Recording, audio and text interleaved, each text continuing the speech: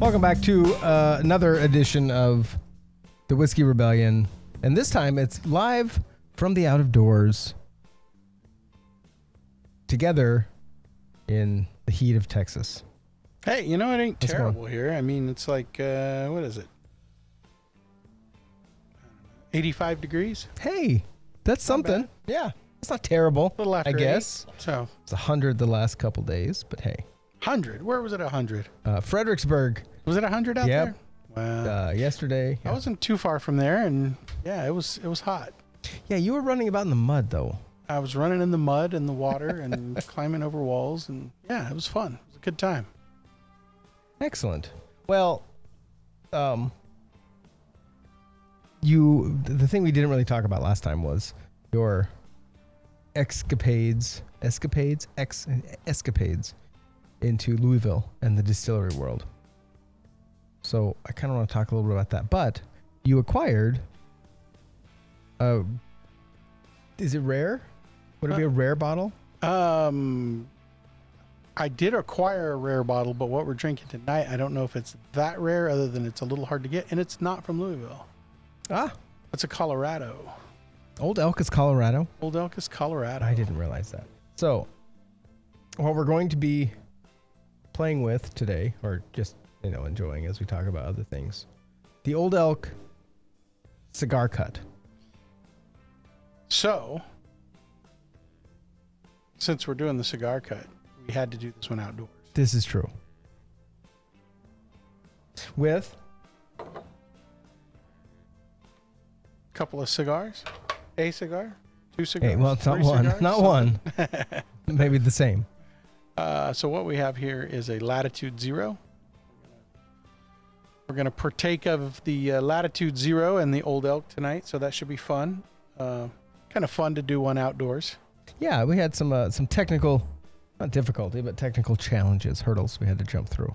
Yeah. So let's. They'll probably show up now and then. I'm sure it will. Our lighting is really terrible, so if you happen to be watching this, we apologize, bud. That's what it is. But you can't see us that well, so you're That's welcome. right. Perfect. Oh, There was something. got a nice little. So this is the second Old Elk that I've tried. I had just a regular at a restaurant called Rome, in ROAM in Sioux Falls, a couple weeks ago. Hang on a second. I gotta toss this about the room. Won't really throw it.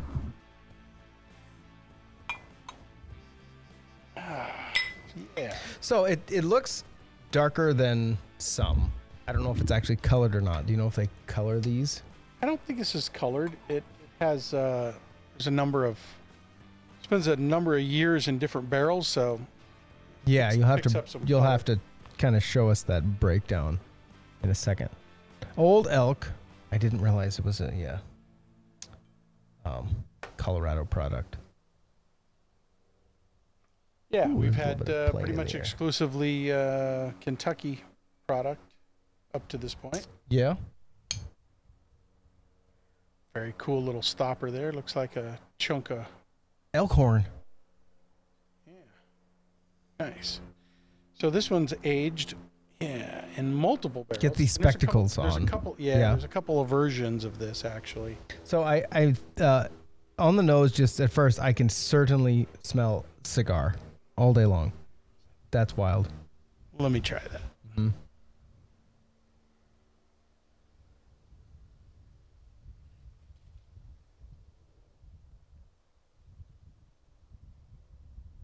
An unlit cigar, kind of the wrapper, a little bit of the wrapper.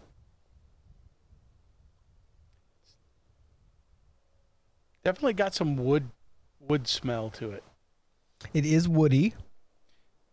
It's not typically oak, though. No, it doesn't really have a strong oak smell to it.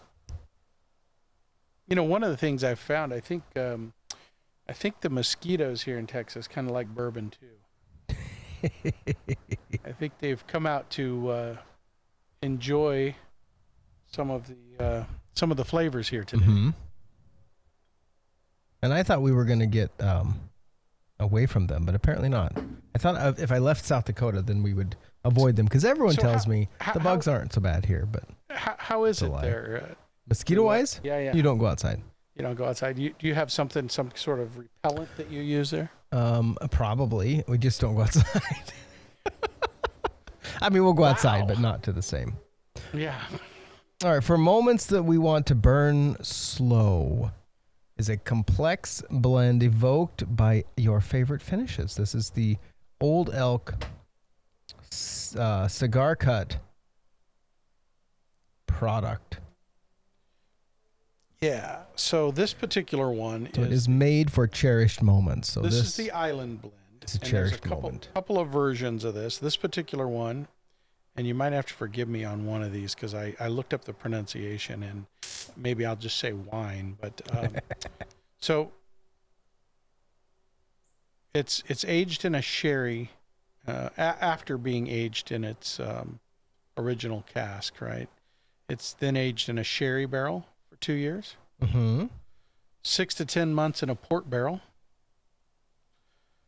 I'm not sure if this is 8 months or 8 minutes. Oh, I must say 8 months. Now, but this is the high malt bourbon portion of the blend, correct? So the high malt bourbon portion is the sherry and the port. Yeah, those are aged in the port. And then the Old Elk rye is aged in a rum barrel for 8 months. And then the Old Elk wheat is then aged 6 months in another wine cask or barrel. And then they take those 4 different versions and they blend them together and you get the cigar cut.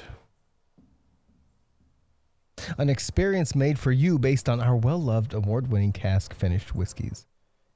Expertly blended for aficionados. Well, man, that's for us. Are we aficionados? No, I don't think so. What does that mean? Does aficionado mean like an actual expert or just someone is that a magazine? Fish and Auto? Fish and Auto, yeah. Mm-hmm. Being attacked. Stop it. These bugs.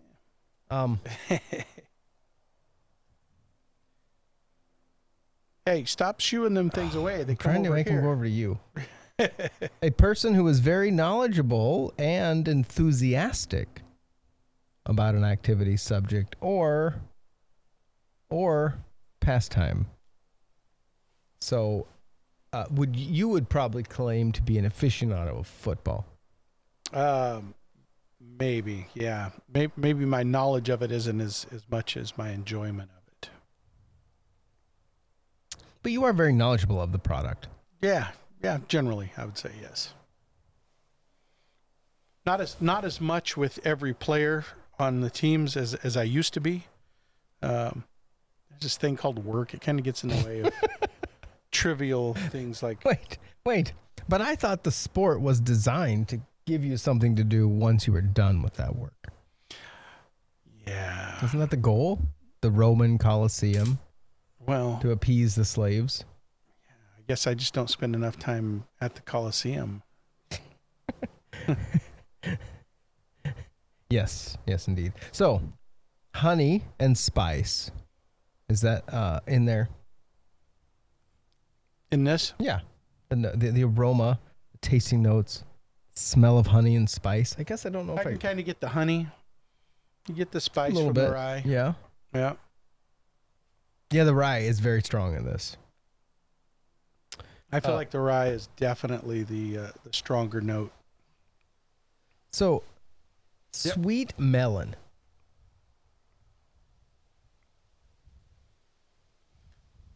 I don't think I would have thought of sweet melon. I don't think I get a real melon taste here. Mm-mm. Dragon fruit. I don't know enough about dragon fruit to know if that's what it is. Tangerine, honey, and a rich peppery finish. Well, of course it's peppery because it's rye. So I want to know the percentages, but they don't really show that. Like what the actual... Yeah, because probably with their blends, it varies a good bit. Man, you brought the skeeters with you tonight. Oh, they're the fruit flies, and they're enjoying the cigar cut as well. All right, so the one thing that might make them go away is some aroma in the air. So, Well, on that note, got to get your cutter here. So, I've talked on, I've guest hosted, I guess, on a show called Beer, Bourbon, and Balderdash with my friend Wes out of Seattle. Yes, sir. And I did that the first time after I was down here with you, and we were working on a project together, and we went to, you took me to Cigars International to do some work and to kind of experience that product. And what I told him was that the appeal of the whole bourbon world and the cigar world is that it forces you to slow down. Right. It forces you to take a minute or an hour and just sit there. Right. And so it's not really about the, because I think the connotation, especially in the Christian world, the connotation is, alcohol, you do that to get drunk. You smoke because you're addicted to a product. And so, these are things that are vices that are controlling you. And they certainly do. I mean, out of control, it's clearly the case. However, the appeal of spirits, like aged spirits and a good cigar, isn't because you want to get hammered, at least in my world, and I think you as well. The idea is, let's sit back and just take a minute. So that is it. I know there are some people that would see this and probably lose their mind. Well, who will remain nameless, but that's all right. You know who you are. I thought that this was an appropriate ashtray for the occasion. And unfortunately, our lighting is so good, you'll have to read it to us. It says in here, smoke a good cigar to the glory of God. Ooh.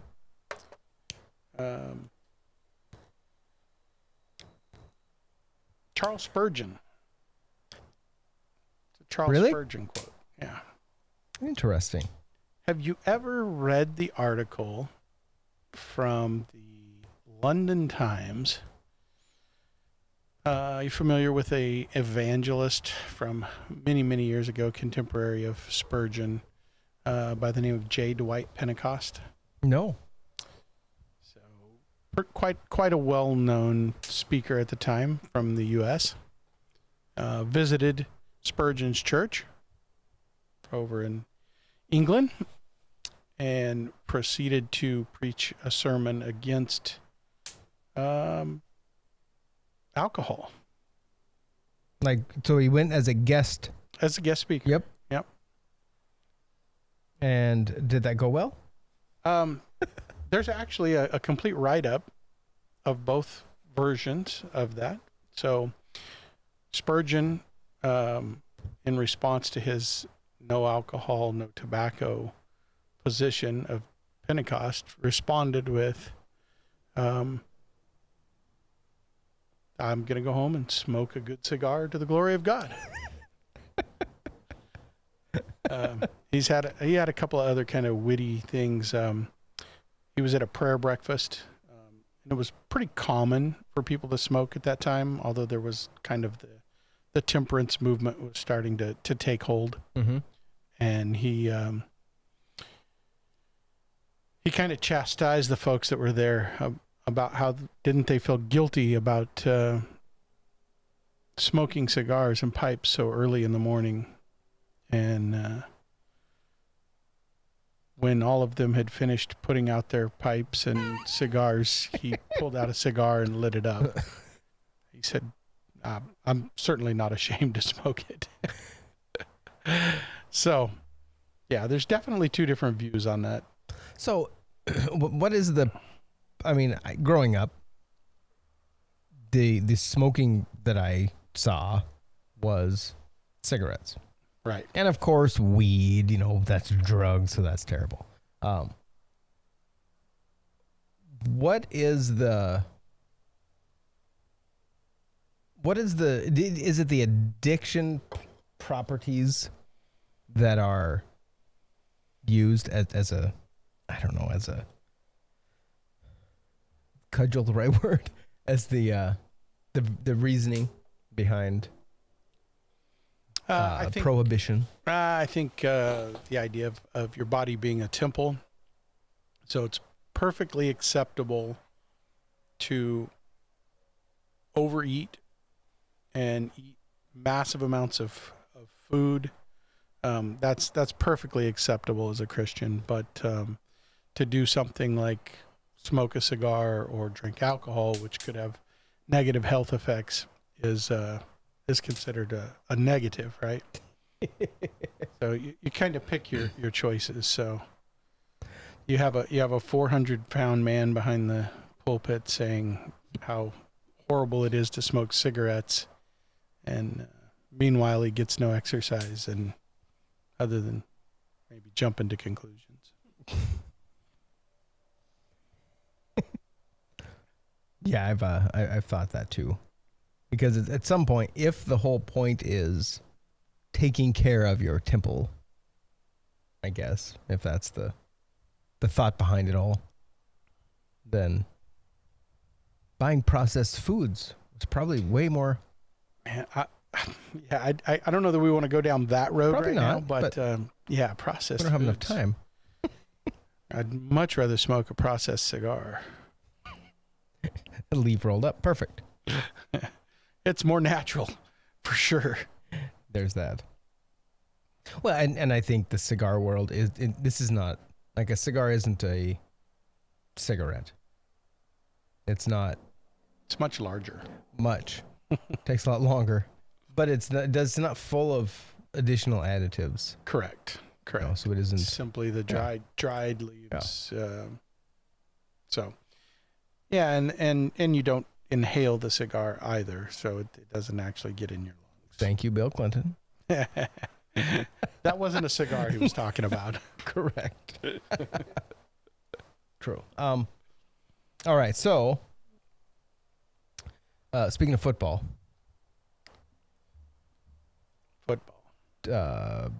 Is he the best kicker in the league?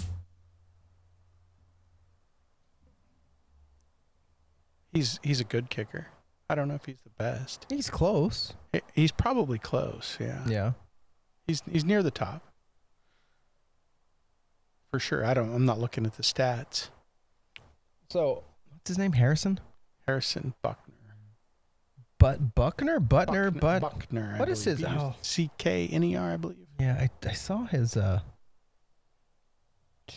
Butker, Butker. Butker. Yeah. I had it close. I thought I think his Instagram is butt kicker, which is hilarious. That fits. Yeah. What do you call the Catholics that prefer their mass in Latin? What are they called? Old fashioned? Oh, wait. No, that's a drink. Sorry. Traditional. I don't know what that term is for that. I don't know if you know this, but I'm not Catholic. What? I thought that's why we were here. Well, I could be Catholic. They're cool with smoking cigars and drinking whiskey, so that works. The Latin Mass Society. Okay. So I LMS. Yeah. I think he referred to that a few times in his. The what? He referred to LMS, I think. Oh yeah, in his that makes speech. Yep. Yeah. So is it Benedictine College? Yeah. Is that what it's called? I believe that's correct. Yeah. Are they a LMS school? It kind of sounded like they might be. I mean, I man, I haven't should have done done some research on them. half a minute of research here. Yeah. Hello, Google. Uh-huh. You got to be careful how loud you say that, though, because she'll start talking back to you. Kansas. Missouri. Atchison, Kansas. This is a riveting show so far. So,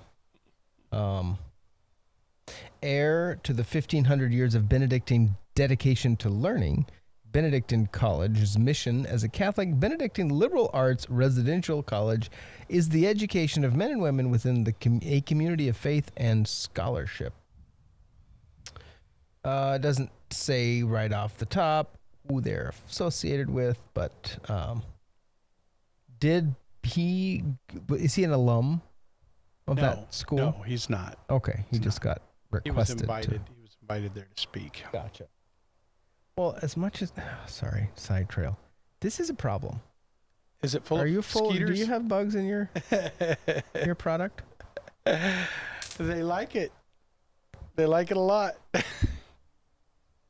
You're gonna have to grit your teeth and strain them out.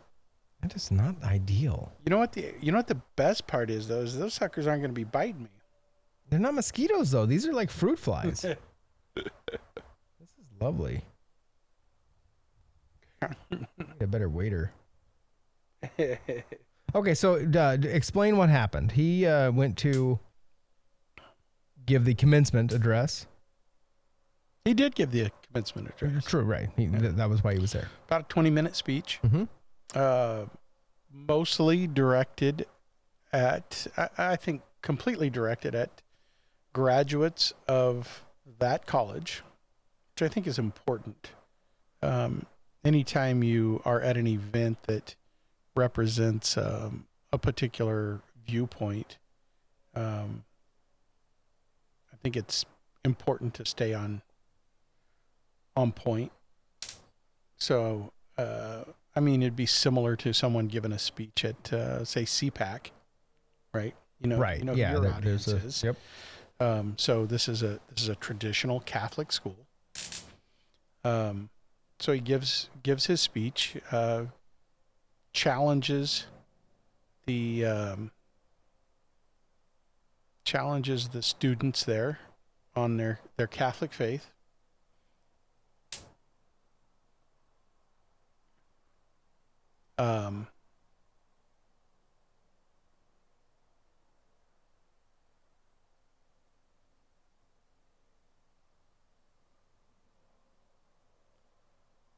What in the world are we doing?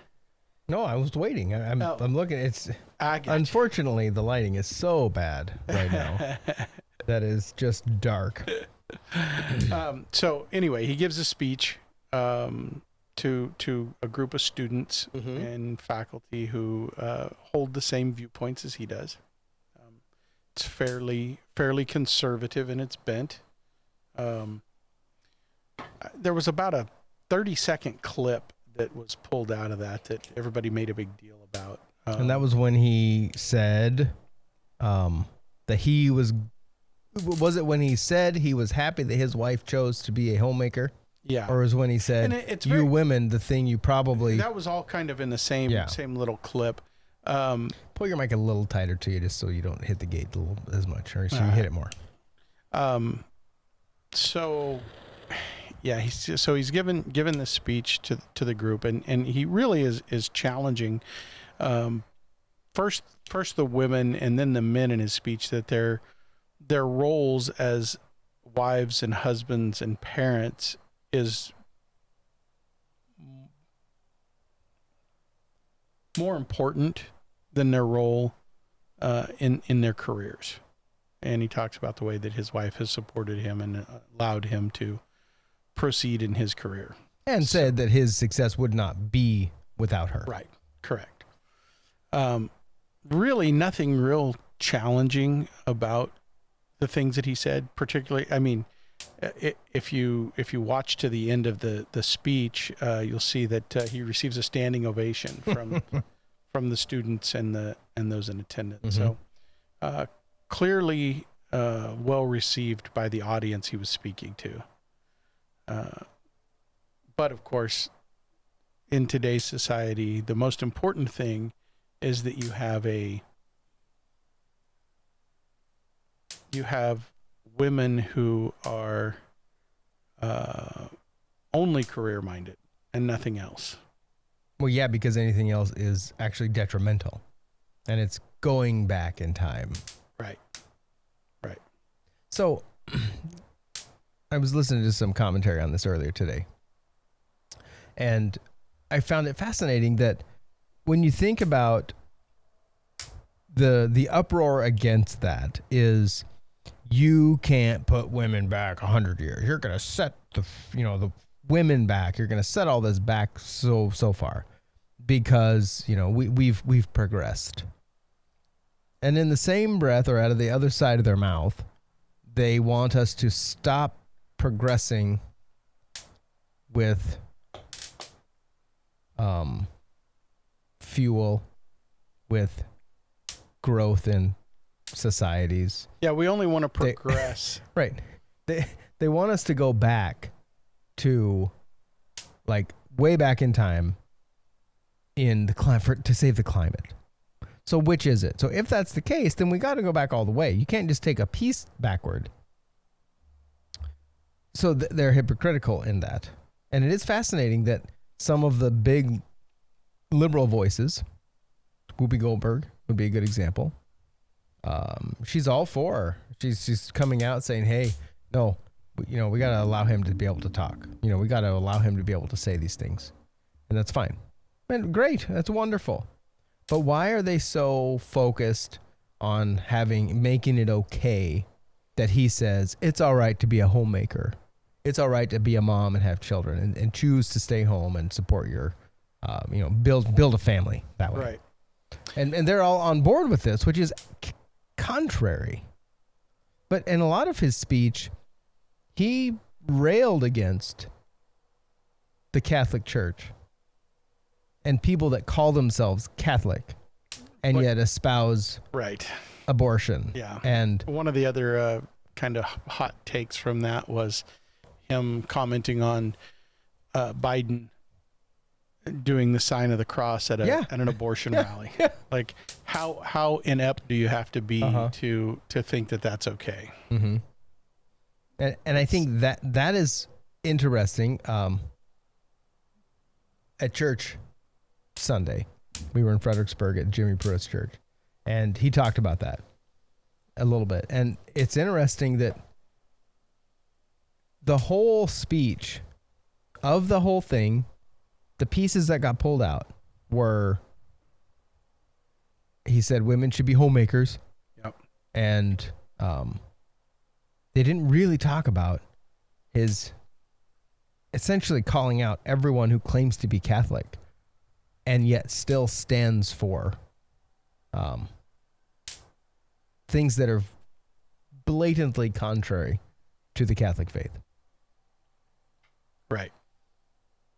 Yeah, no, we don't want to talk about that. No. It is interesting. One of the things that I find most interesting is that I just heard a stat the other day that he's sold more jerseys in the last month than Travis Kelce or Patrick Mahomes. So, and the female jerseys are gone, sold out. So these are women buying them because they don't fit guys. Well, not most men, anyway. The homemaking guys.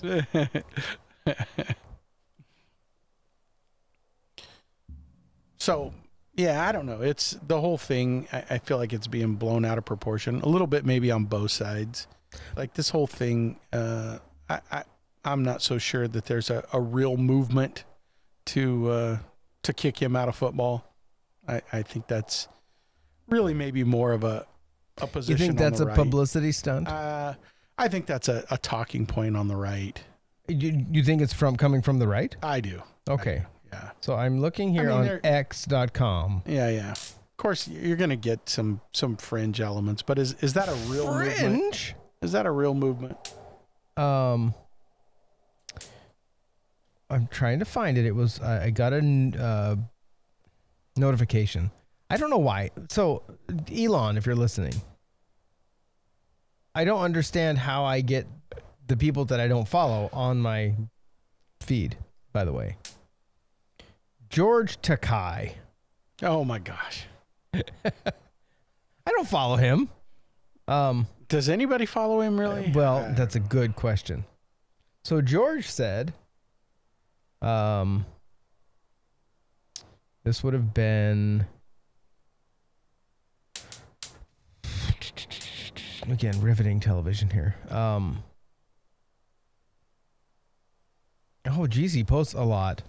Yeah. He posted a couple days ago that he was just loving the fact that there were 200,000 signatures now on the change.org call to get him kicked off the Chiefs team, which kicked is pretty funny. But they're just like jumping up and down. People like him.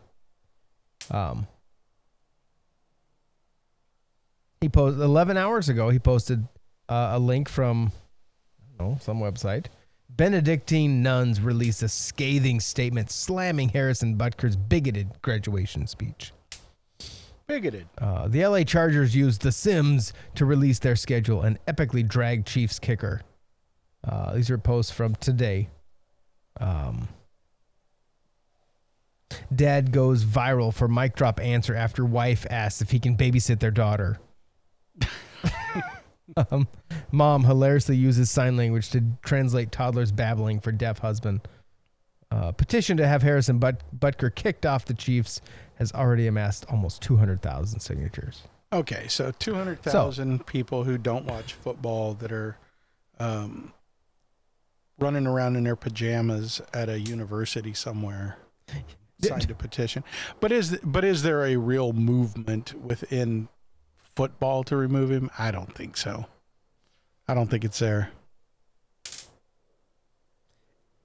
Well, first off, the NFL exists to make money.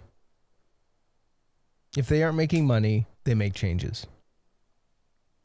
If he's not going to be able to perform to make their product watchable, I mean, if they were to make the stupid mistake of actually removing him because he said something, and they're claiming, oh, it's in his personal capacity. Of course it was. No one invited the NFL to do this commencement speech.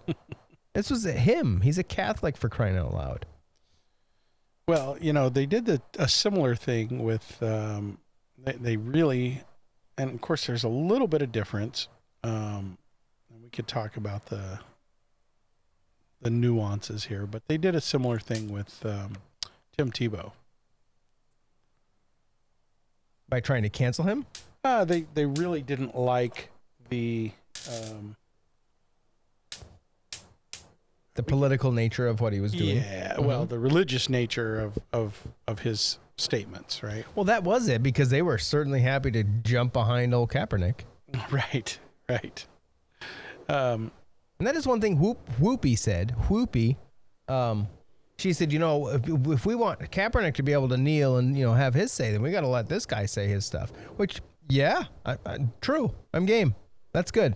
If you're going to go down that road, you have to hold the same standard for both. I think there's a difference between on-field statements, right? You're at work. Oh, yeah. You're right. Yes, you're right. You're making a public statement at work. Most of us, we work for companies, and they have a particular viewpoint that they want to share, or that they don't want to share, and that's all part of their brand, right? Mm-hmm. So when you show up on the field on Sunday or Monday, and you're making a statement that's contrary to what the league wants, I think they have a right to rein that in, whatever that is, whether it's a religious statement or a political statement.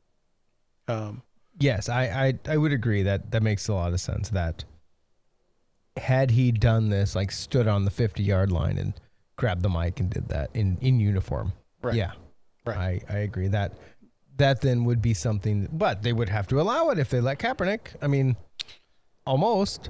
Yeah, they kind of they were kind of in between a rock and a hard place, I think, during the Kaepernick thing, because the Black Lives Matter movement was all the rage, and so the idea was they needed to kind of placate that. That was before the corruption got showcased. Oh, what corruption? There was no corruption. How many $1 million homes got bought with that money? None for me, Oh, that's true. unfortunately. Well, obviously, you don't fit the you don't fit the part. Well, I'm a little darker now. I've been out in the sun. Well, that's called dirt. You were in the dirt Yeah, I on was in the Saturday. dirt. That's right.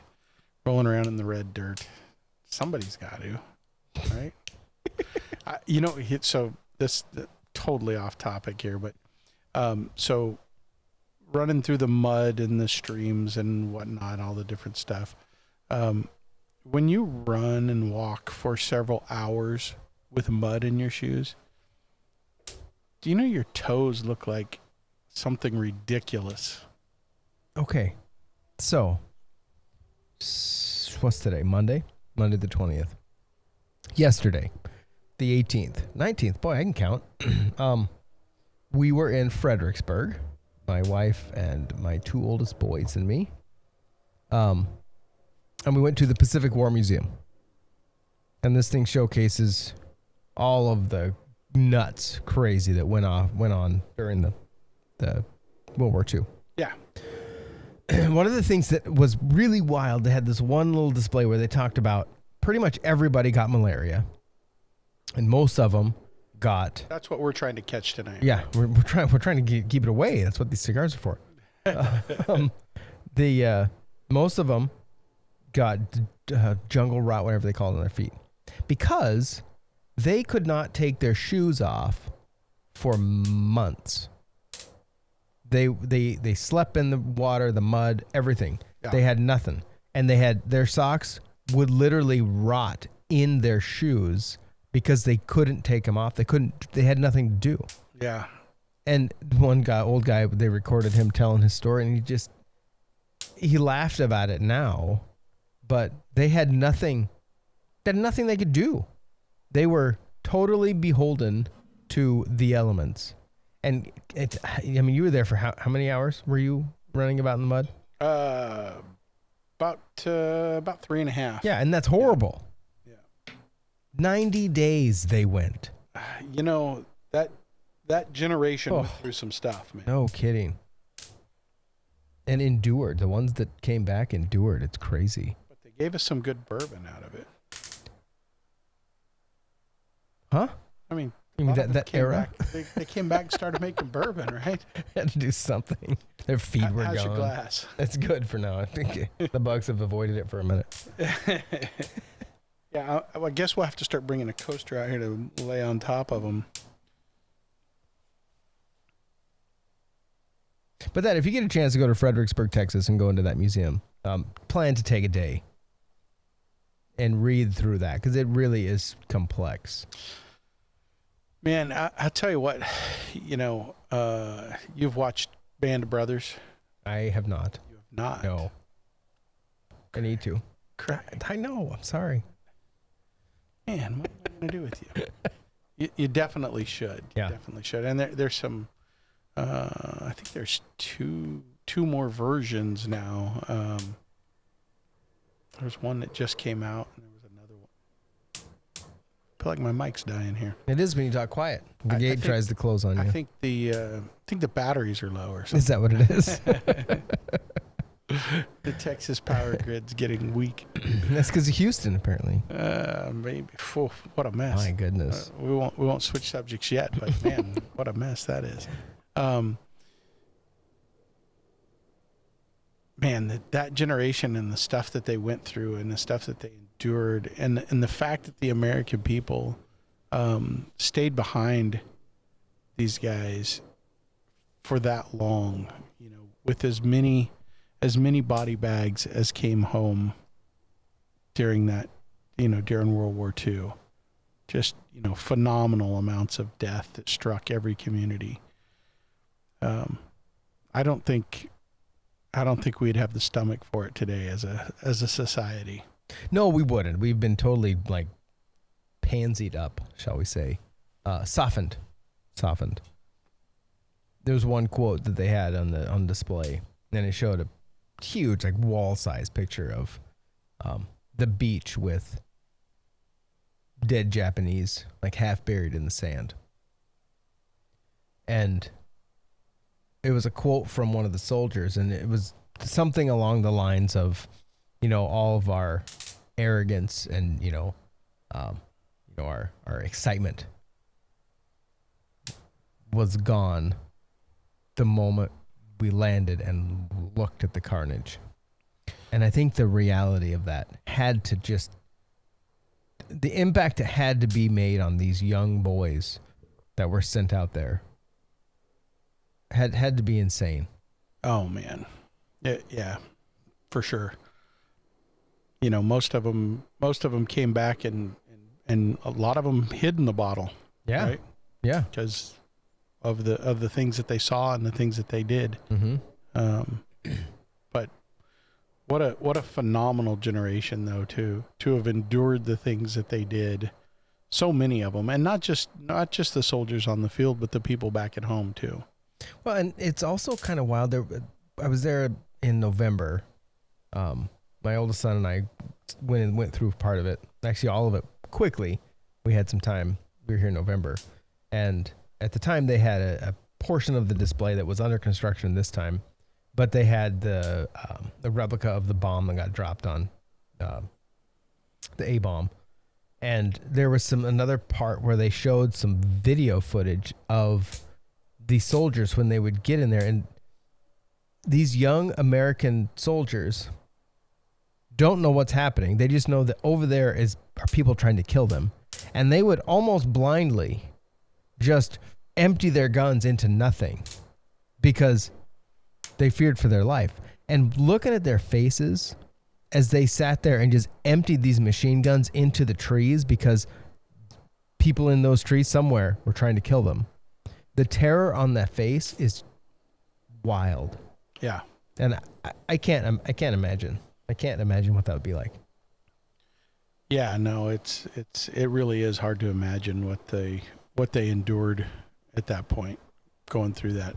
The warfare that we've conducted since then has been so radically different. Yeah. From that. Well, with the exception of, maybe Vietnam. Yeah. Yeah, that would be the other one. But as of right now, who's the enemy? Because terrorism has been our enemy. We've been going after since the 90s. Well, generically, that's the term we use, but yeah. Let's be honest about it. There's a certain tilt to to those that conduct that terrorism, right? Without exception, right. they're worshippers of Allah. No, right. What I'm trying to say, and that bug zapper is going to town. That bug zapper is going That's nuts. Good. Finally. Took a while. No, my point is, we don't have, it's not like we can go over on this shore and our enemy is there. They're lined up. We don't know. Look what's going on over in Israel right now. Where's the enemy? They are barricading themselves in tunnels in Gaza. Yeah, they're barricading themselves amongst people. Yeah, for sure. And so, at some point, what do you do? So, I think part of the problem there, there's a problem here because we're approaching warfare with a Western mindset. They are not. They clearly are not. Is that new? Is which part new? That we're not playing the same game, I guess. We're not playing by the same rules for sure. Yeah. When you have one group of people who are willing not only to hide behind civilians, but to use that for their deaths as a propaganda piece and deliberately put civilians in harm's way so that they'll be killed by the opposing party just so you can use it as a photo op. You're clearly playing by a different set of rules, and unless the West figures that out, man, we are not going to win these wars. There was another display in that museum that talked about the they didn't call it marketing, but I'm going to call it marketing of the war effort. To keep, you mentioned, propaganda. It's propaganda. It's all that. But to keep the American public at home. We use propaganda as a bad word, but it's not inherently. No. I mean, it's got a bad connotation. Totally. Right. We tend to think of it in terms of telling a half truth. Mm-hmm. But propaganda can just be propaganda in a position. Of course, absolutely. yeah. But it was wild because, one of the big headlines that were shown, and they've got, I'm telling you, the imagery in this museum is beautiful, the way they did it. But they show I think it was like either a magazine ad or newspaper or something, and it really was using the death of a soldier. And the tagline is, "He did his part. Now you do yours." And then to get the late Rosie the Riveter, to get her on board, do the job he left behind. Yeah. So he could go save us. Well, and I think that's fascinating because it was very deliberate. The way that the government propagated, sold, marketed the need to continue this war effort was really genius. If you're looking at the marketing world, they totally played on the suffering and the death of our soldiers. They used that all day long. Yeah. Well, I think it's one thing to motivate people to say, hey, don't let this person's death be in vain. I think that, which is ultimately the voice that you're taking there, is entirely different from putting a child, using a school as a place to hide your munitions to try to keep people from bombing it, and then show pictures of the dead child when the building gets bombed, mm-hmm. because you've used it deliberately to hide behind a child. Right. I mean, you're the most cowardly of people to hide behind a child. Well, and the Vietnamese did it. Oh, sure they did. I read a book years ago, a few different stories from some Army snipers that were in Vietnam, and they talked about the turmoil they went through, watching through their scope women and children preparing and being used as shields. Sure. And some of them even preparing to kill the soldiers that these snipers were there to protect from above. And one of them talked about how he had to shoot a 10-year-old who was preparing to shoot soldiers. Sure. I cannot imagine what that does to you, to have to make that decision, because your job is one. I mean, you have a job to do. So let's talk about that for a minute. What do you do in response to that kind of evil? I think this goes back to, I don't know if it was last show or one of the other ones I talked about the I'll call it a fallacy, or the kind of difficult position of a proportional response. Meaning, well, like, okay, you guys hit this building, we're going to go hit your building. Right. So everything is proportionate. Okay, well, you did this much damage, we're going to do that much damage to you. So then we're playing football. I mean, at this point, we're just going back and forth on the field. Yeah, proportional, I think, is ridiculous. I think, well, we didn't do that in World War II. Correct. Or the Revolutionary. I mean, at some point, if the goal is winning, you have to win. You can't go, oop, we're winning too good. Now, I think that's the mindset of a lot of people today. Yeah. Oh, you can't win by that much. Right. Don't keep running up the score. Right. Why not? The clock's still running. In terms of, yeah, right, exactly. In terms of warfare, I think you have to demolish the enemy. It's not about a proportional response. It's not a 1-for-1. I don't want to lose one for every one you lose. For every one I lose, I want to take out 100. That's how wars used to be fought. Yeah. Because it was, we're going to stand in the line. It's our turn to shoot at you. And then when our guys fall, we'll put new ones up. Now, okay, your turn. That volley war system is nonsense to me. It's one of the reasons I love The Patriot, the movie, so much. Right. Because it showed, William Wallace? Is that who the... who did Mel Gibson play? What was his... Well, William Wallace was his character in Braveheart. Braveheart. Okay. Sorry. It's a Mel Gibson character. Who did he play in The Patriot? I can't remember. I don't remember his name. But them, they're militia. Yeah. When they went into the swamps and into the trees, and they didn't play the game the way the British planned for. Right. That changed the game. Yeah. Targeting of officers. Yeah. Before you didn't do that. If you had the right shirt on, you were protected. Your low life minions that were around you, they got shot and blown up and torn to bits by cannons, but you didn't. Right. That's silly. Well, that was certainly, that was a situation where we chose not to play by the rules of the Western world. And farmers and pitchforks took down the greatest empire in the world. It's a great lesson, right? Because if we don't figure out how to play the game with Muslim extremists,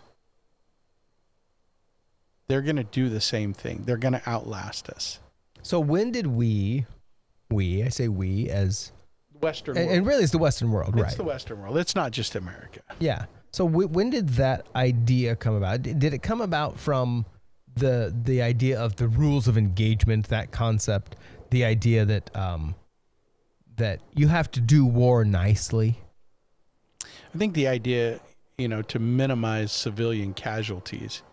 Of course, there's the idea that what world is that? I think it's picking up a motorcycle. Are they racing? You're not by a racetrack.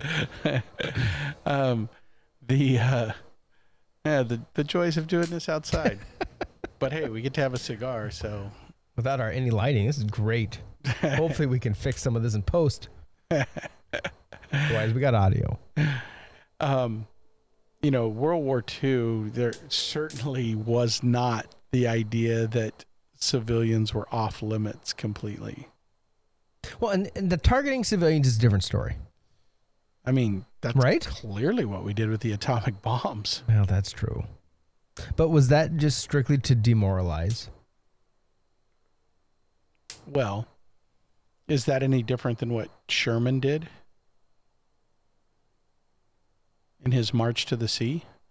He wasn't taking on military engagements. He was burning down barns and homes. To make the cost so high?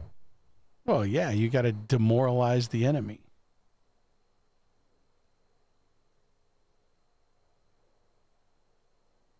You look at what, when we dropped bombs over Germany, those bombing runs, they couldn't land with live munitions. So they had to drop them. And if they couldn't hit their target, they would just drop them. Something. They would just drop them over the cities because they couldn't come back with them. Mm.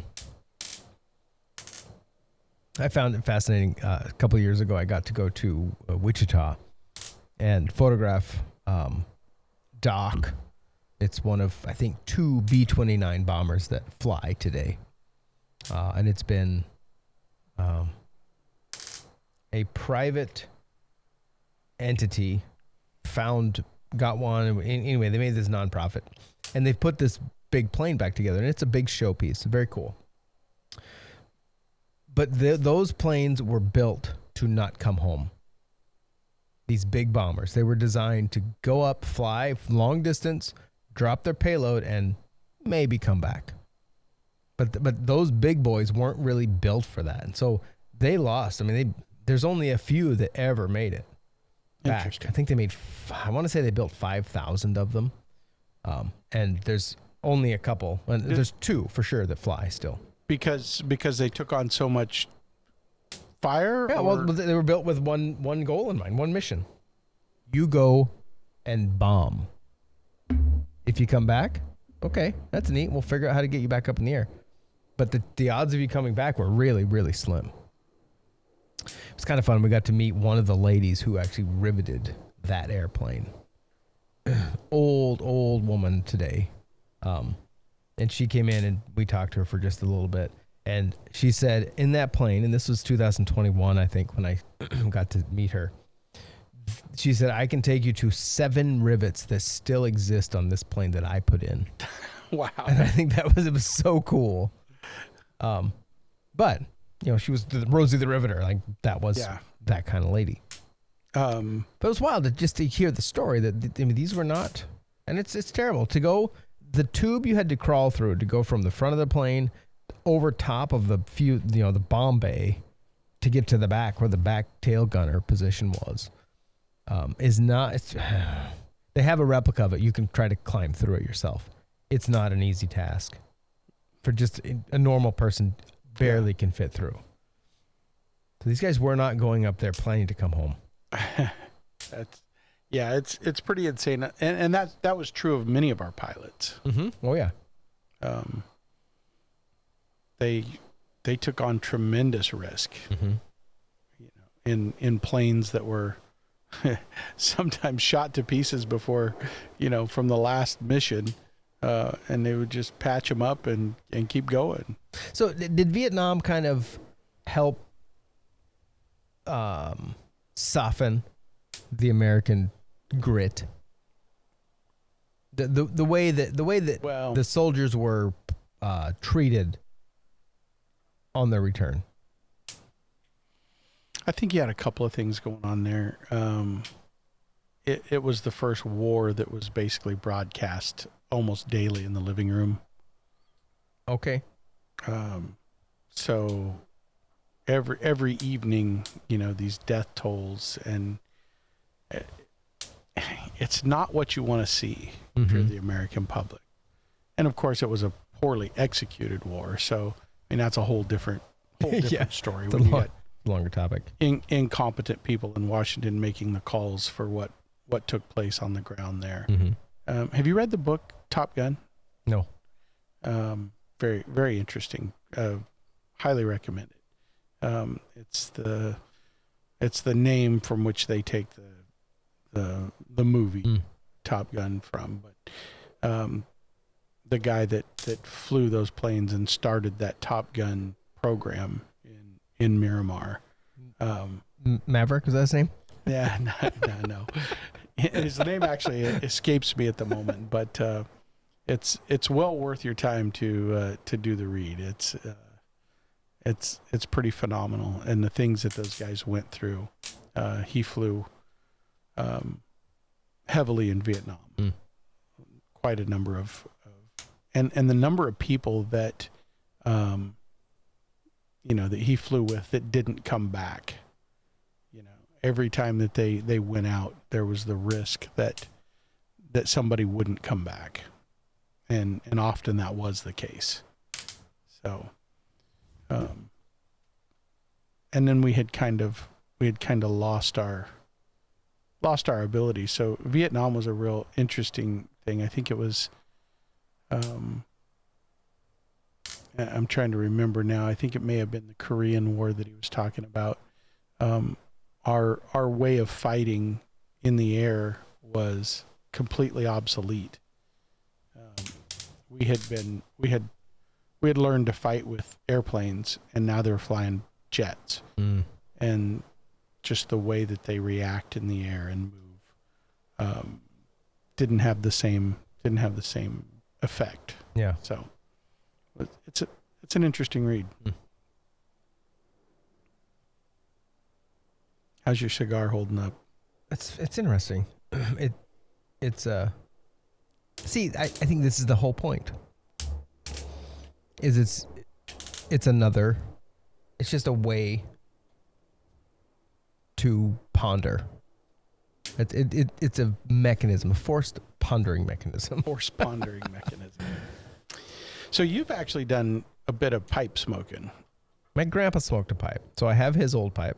Yeah. And now I knew him very little. I mean, I knew him. I met him when I was like, I don't know, 8 or 10.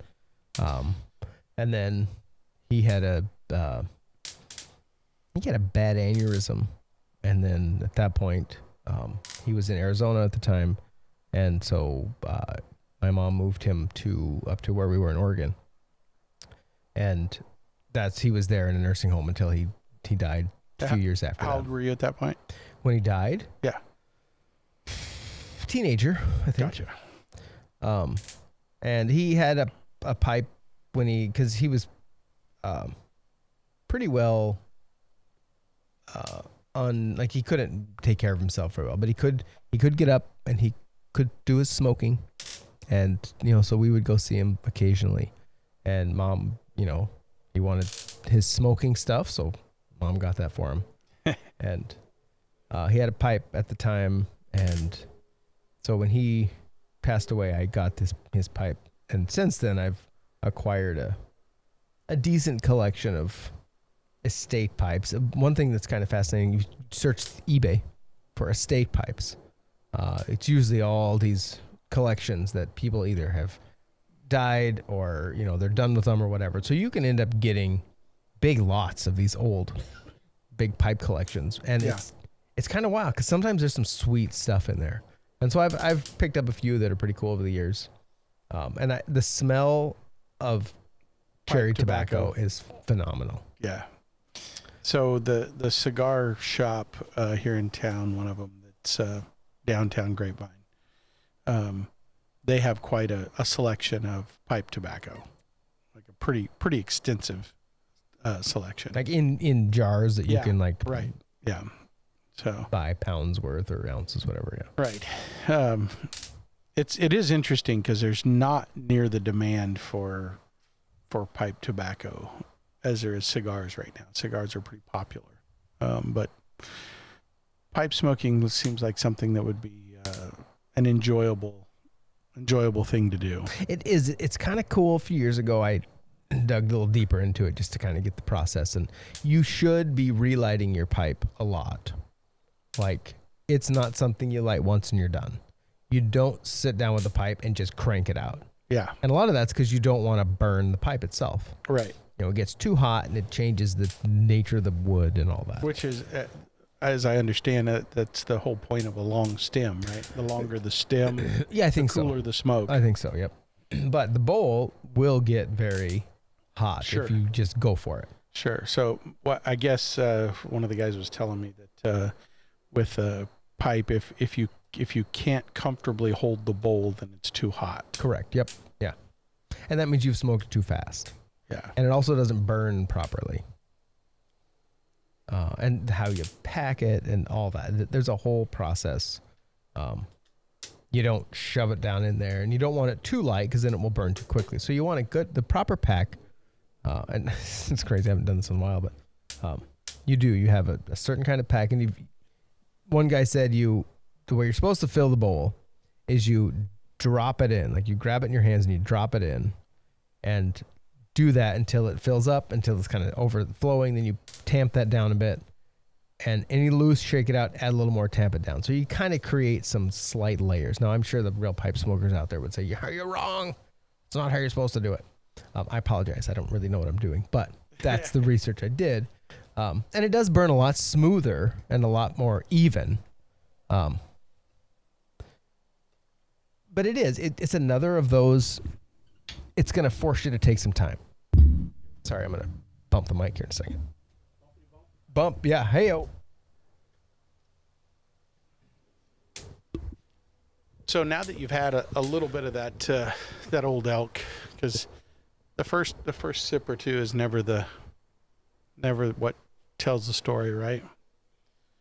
Yeah, the first bit is usually just the primer. That's right. Say. It's not bad. It doesn't have. One thing I noticed, and I cannot place what it was, but the last time I tried Old Elk, and I have a bottle at home that's unopened, I've had for a while.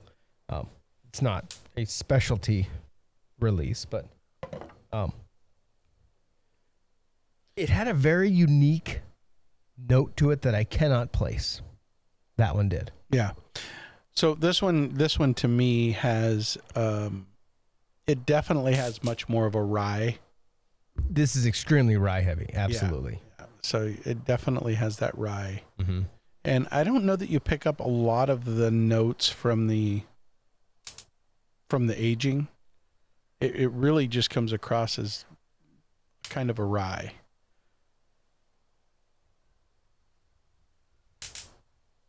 I mean, like, man, as opposed to, like, say, Angel's Envy, that is also aged in different.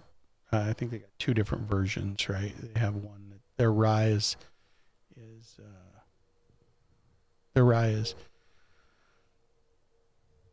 it the rye that's aged in? Is that finished in rum? Rum cask? One of them's finished in rum. One of them's finished in, I want to say, port. It might be the rye that's in port. I think port it is cask. the rye that's in the port, and the other one is in rum. Mm-hmm. It has it. No.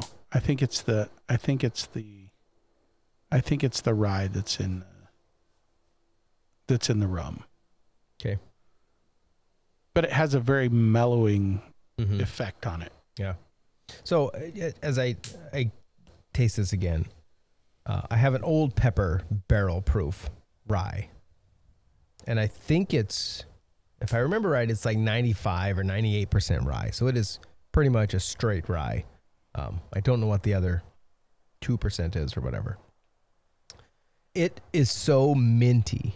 Like the spearmint note of that one is crazy.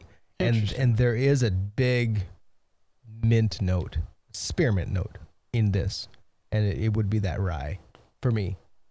It has that kind of that, I guess that's the spice, the peppery spice that's probably I get that listed in the notes, but if you think of almost it's a pretty high proof too. Is it 113, I think? Like 111, 112, something like that. 111.7, 55.85%. But yeah, it's very, like, if you think of a bitter, if you chew spearmint that's really strong and remove all the sweet out of it, that's the note that I get in this, and it is the rye very much. So like chewing tobacco. I don't know. I've never tried. Maybe that's the cigar cut. Maybe that's what they're talking about. Grind up a cigar in here, a little bit of mint. You're good to go. So let's talk a little bit about some distilleries. So you went to Heaven Hill. Did go to Heaven Hill. Old Forester. No, unfortunately I didn't. Oh. They were supposedly open, but their doors were locked. So I think because you didn't break the door down. Well, it was the Saturday of the Kentucky Derby, and I think they may have fled the scene because they were one of the. One of the named sponsors. Yeah. So okay. I think they maybe had their crew down at the track. So unfortunately, no. That was one of the ones. Buffalo Trace, definitely one of the favorites. And Woodford, right? Woodford Reserve, yeah. Was there another one, or just those three? Michner's. Oh, Michner's, yeah. So, of them, what was your favorite? Buffalo Trace, without a doubt. So interesting. Show up at Buffalo Trace. I want to say they opened at 11 o'clock. Mm-hmm. Got there about 10:15. Was about the 300th person in line. Holy cow. So, and like people with an appointment, or just this is the line to get into their store? Right. So if you want a tour, do you have to pre-plan all that? You do. And the interesting thing about them is that they don't charge for their tours, where a lot of places charge you, anywhere from $35 to over $100 in some cases. Does that include a glass for tasting things, or is that strictly to walk the room with a tour guide? Usually, I think almost without exception, you get a tasting with those. by tasting in a lot of places, that's exactly what it means, is a tasting. Not much more than a thimbleful, barely enough to wet your tongue.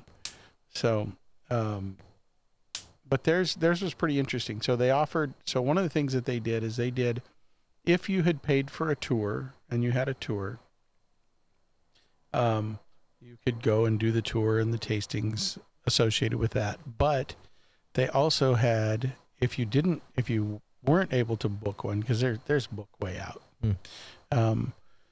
They had tastings. They had tasting tents set up, and they ran through quite a few people and had quite a little collection there for you to taste. So it was pretty nice. So did you get to choose? Could you taste everything they had available, or did you get to pick one?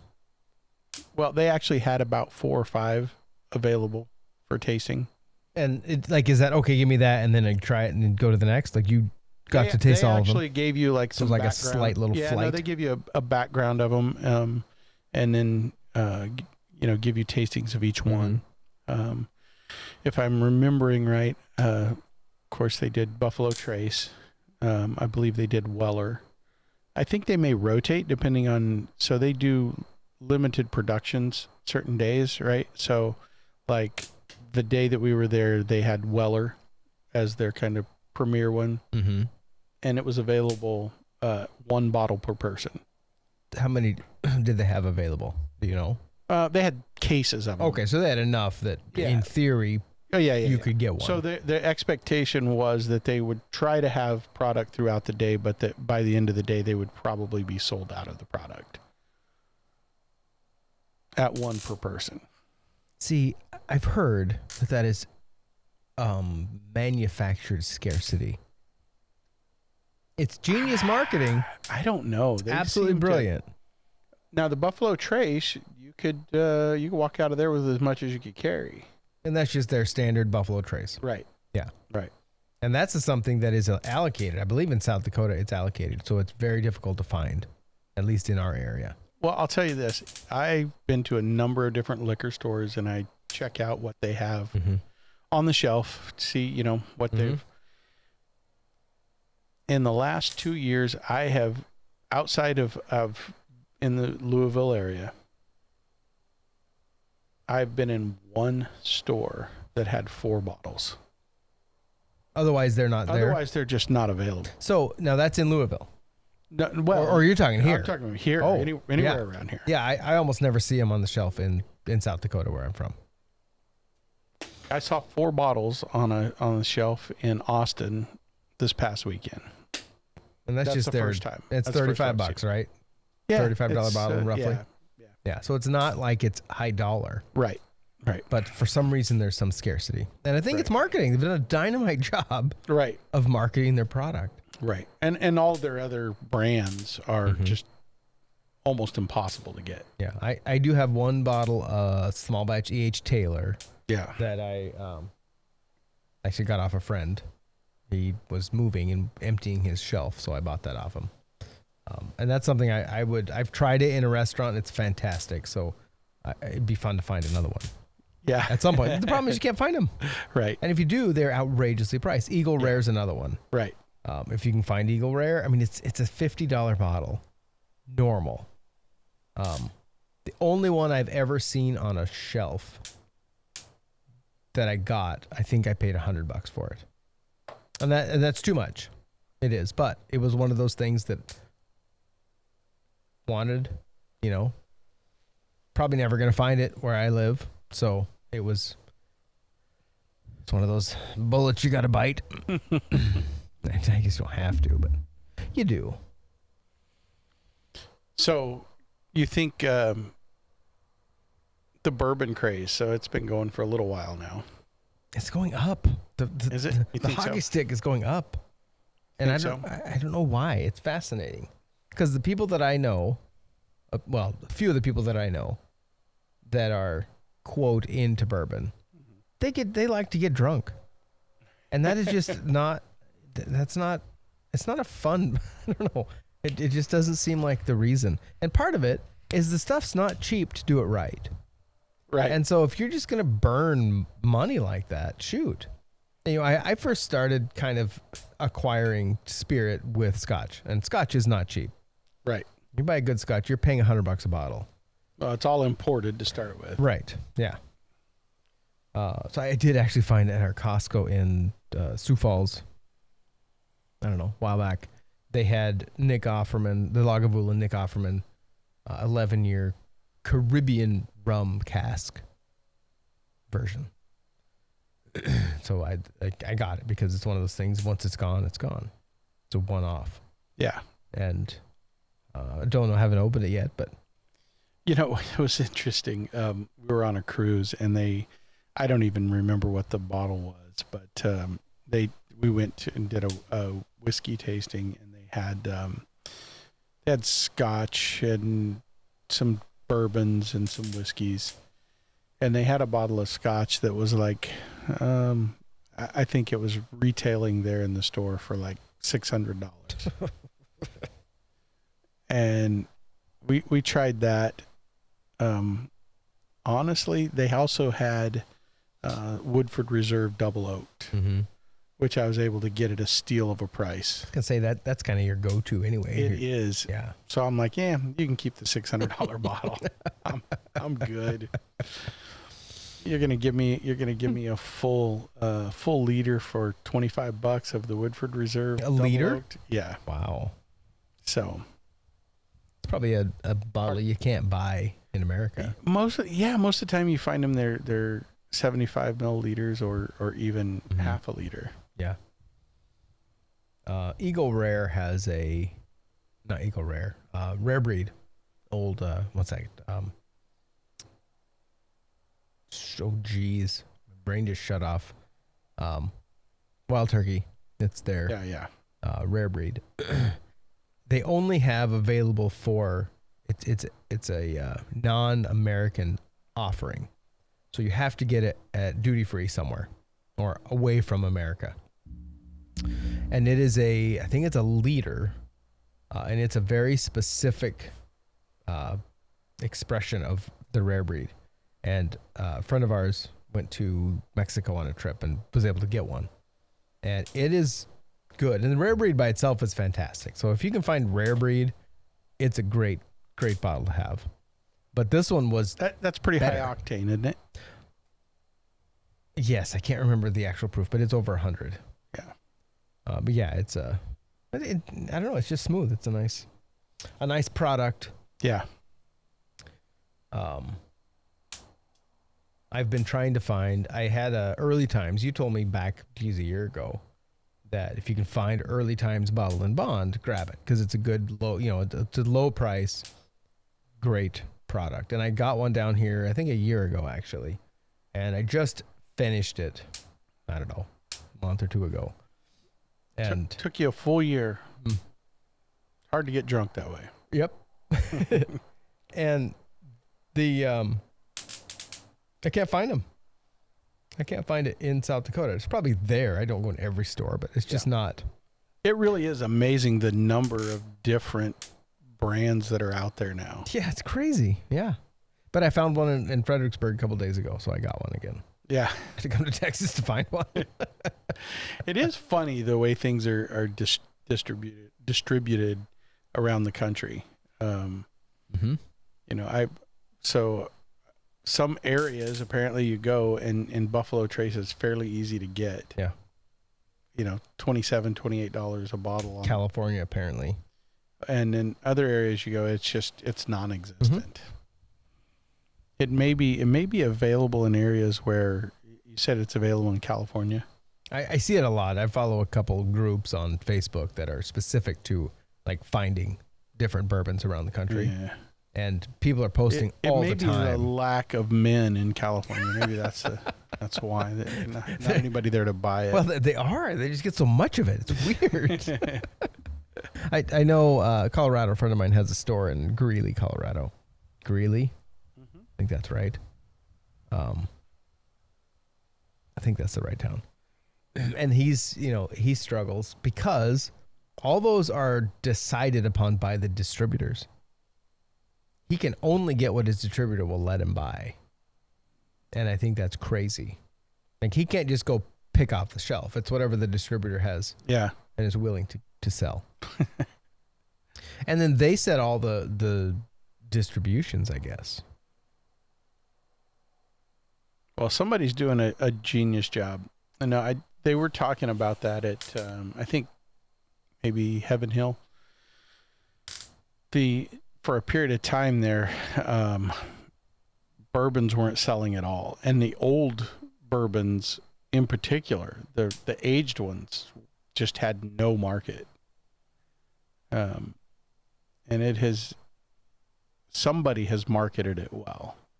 See, I've heard that whoever runs Buffalo Trace is the one that figured out how to do it. And now it's there. And they created something. And that's why I think that there was some planned scarcity. So manufactured scarcity in some of it to then create the demand, drive one demand. Of the things Buffalo Trace did. Sounds like Diamonds. De Beers did that. Let's come back to that. Buffalo Trace did that when they were struggling. I mean, they were seriously struggling. They started producing vodka. Really? Yeah, and they actually make a really great vodka. Wheatley. I don't know, but really? Yeah, so that was one of the tastings that they had there. And it's not an expensive bottle, but it's very good, very smooth. That's Buffalo Trace. Yeah. Yeah. And the wild thing is, most of these distilleries are not new. There aren't many that are new. A lot of the big boys are old. Yeah. Quite old. And, these guys have been doing it forever. And, you wonder what that, is it like art? You got to wait till the artist dies before their product is worth anything. I don't know. Well, and I mean, especially if you're talking about aging something 10, 12, 15, even 20 years. Mm-hmm. Man, that's and you talk about the cost of something like that. I mean, just think about producing something, storing it in a barrel, thousands of barrels, having the space to store it in those barrels, the cost of the barrels, the cost of storing it for 20 plus years before you bottle it and sell it. That's a lot of investment. Yes, there's actually, since you don't actually read or respond to your Instagram stuff that I sent you, I'm trying to find it.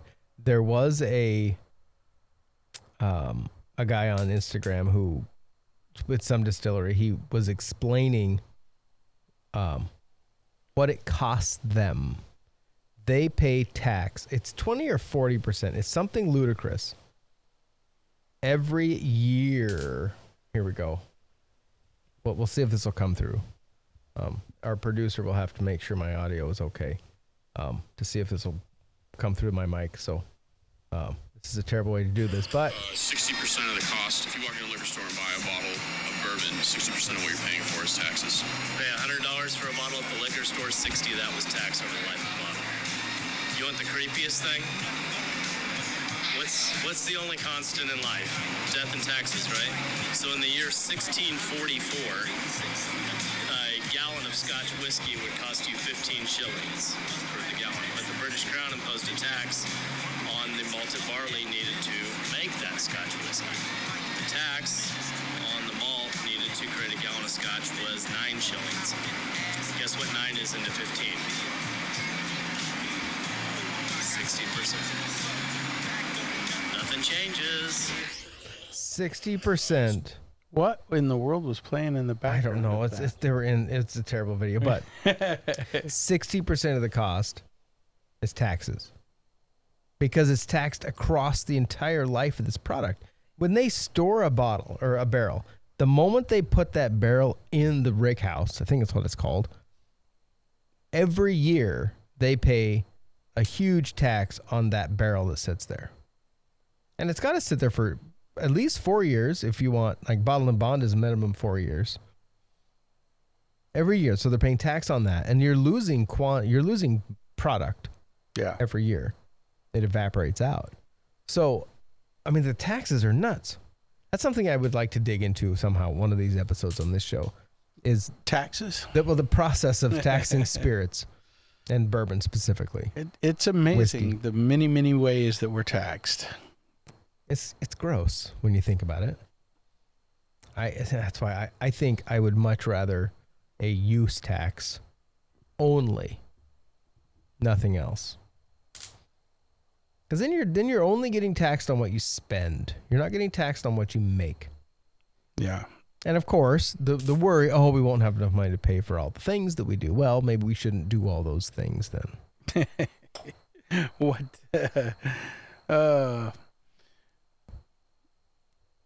We definitely spend some money as a government. Well, we make a lot of money too. I mean, print it. Print Yeah. a lot of money. Yeah. Be nice to have one of those printing presses, huh? Something. No, I mentioned De Beers earlier. I watched, I think, a documentary years ago on the diamond world and the De Beers family. Yeah. Diamonds were not and are not scarce.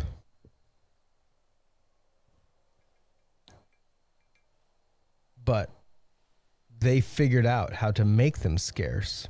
And so the De Beers family bought up the bulk of the diamond market and then held them all back. So I'm not expert on diamonds.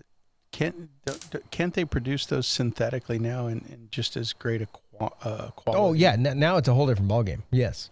Yeah, you can get lab-created diamonds that are indistinguishable and at a fraction of the cost. And not the CZs that, back when I was a kid were kind of the rage. There are synthetic diamonds now that are literally indistinguishable and better quality. You could get, if I remember right, and again, this has been a year and a half ago that I was digging into this some. Maybe a tenth of the cost. Wow. Of what you could get a natural diamond. What's the time frame on creating something like that? Is it fairly short or? Yeah, months. Not so hundreds, what's thousands. the value in diamond mining at this point? That's a good question. And again, for someone to say, well, I think you got to keep little poor kids in Africa busy. Well, I guess. yeah. See, this is the movement, the social movement of blood diamonds. You don't want blood diamonds. That changes your whole process. If you think, well, this is a clean diamond, this one's safe. There's no blood on these. Whatever. But it's wild. If you dig into the De Beers family, it's so horrible what they did to get that, and it worked. I mean, shoot. Diamonds are seen as the premier gemstone. They're it. And, manufactured scarcity. Are diamonds as much of a thing today? I don't know. They must be. I mean, walk in any mall, look at the jewelry stores. What did they sell? You see a lot of them closing up too, though. Well, that's true. I mean, do you see people? I mean, most of the people that you see wearing diamonds, other than like, they're obviously still very popular in wedding bands, right? But maybe a tennis bracelet. Maybe. But I don't see people wearing them all that much anymore. You clearly aren't hanging out with all the rich then. Apparently not. maybe it's just a Texas thing. Maybe yeah. They just wear turquoise. Gross. I don't know if they are or not. It still is the thing. I mean, you get a diamond ring as an engagement. Like if it's not a diamond, it's not real. But again, that's all marketing. The whole thing is propaganda. We've been told what to buy and what's valuable. Yeah. Well, I mean, and it doesn't really matter. I think the real trick in society now is not marketing to one side or the other, but deliberately marketing to one side or the other. Break that down. What do you mean? Well, it doesn't seem to matter what the issue is. You have to break one way or the other. And it's almost across the board when you listen to the media. On the right, it's this position. On the left, it's that position. And there's no real crossover. And it's like people are content marketing to one side of the aisle or the other.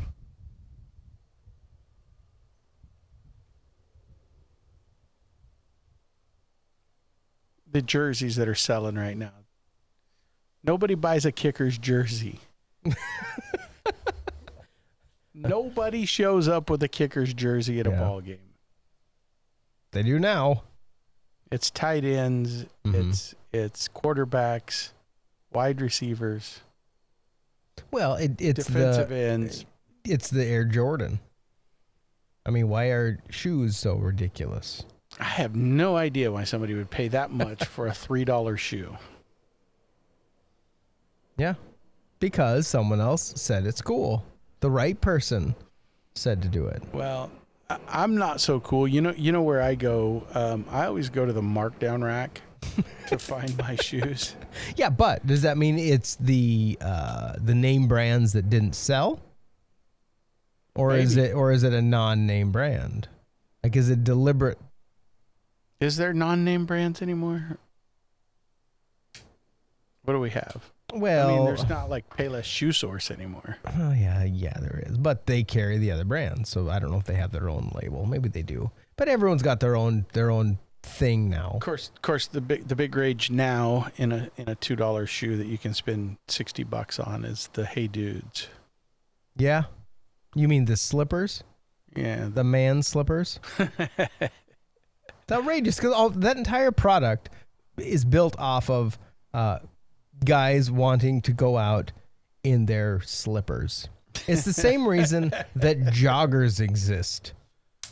Sweatpants. It's sweatpants again. Joggers? Yeah. Those are the best for flying in. My kids would agree. It's ridiculous. Whatever. Well, it's more comfortable than wearing a pair of jeans on a plane. Well, so now half of the jeans you buy are joggers. They just look like almost, jeans. Huh? Yeah, it's stretchy jeans. jeans. It's fantastic. Stretchy girl jeans. You know, and you still look like you at least give a crap about what you look like. You know, a guy was wearing a pair of pants the other day, and I asked him if his sister wanted her jeans back. So, have you ever heard of the band Emery? Probably not. I don't know. Probably not. A couple of guys had have a podcast called the Bad Christian Podcast. Oh yes. So, I know who they are. Yeah. So they are two of the guys from a band called Emery. Right. Way back when in the 90s. I knew I'd heard that name. They were Emery Music. Yeah. And some friends and I did a concert series for about a year in Roseburg, Oregon.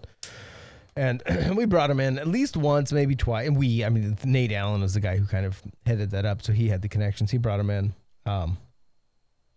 And they were Emery Music, young punk kids, whatever. We played at the Winston Senior Center in Winston, Oregon. I know where that's at. It's a fun little stage. It's a crazy show. Anyway, I was listening to them talk, and they would, because skinny jeans didn't exist. Wait a minute. At the time. The acoustics had to be horrible. Of course they were. It was terrible. Yeah. You didn't go there because it sounded awesome. You went there because it was a fun rock and roll show. Continue with your skinny jeans story. Well, skinny jeans didn't exist, and certainly not for guys. And they would buy girls' jeans. That's what they did. They went and they knew the size in the girl section that they were. So you're telling me that the band Emery, prior to their Bad Christian podcast, wore girls' clothes? Totally.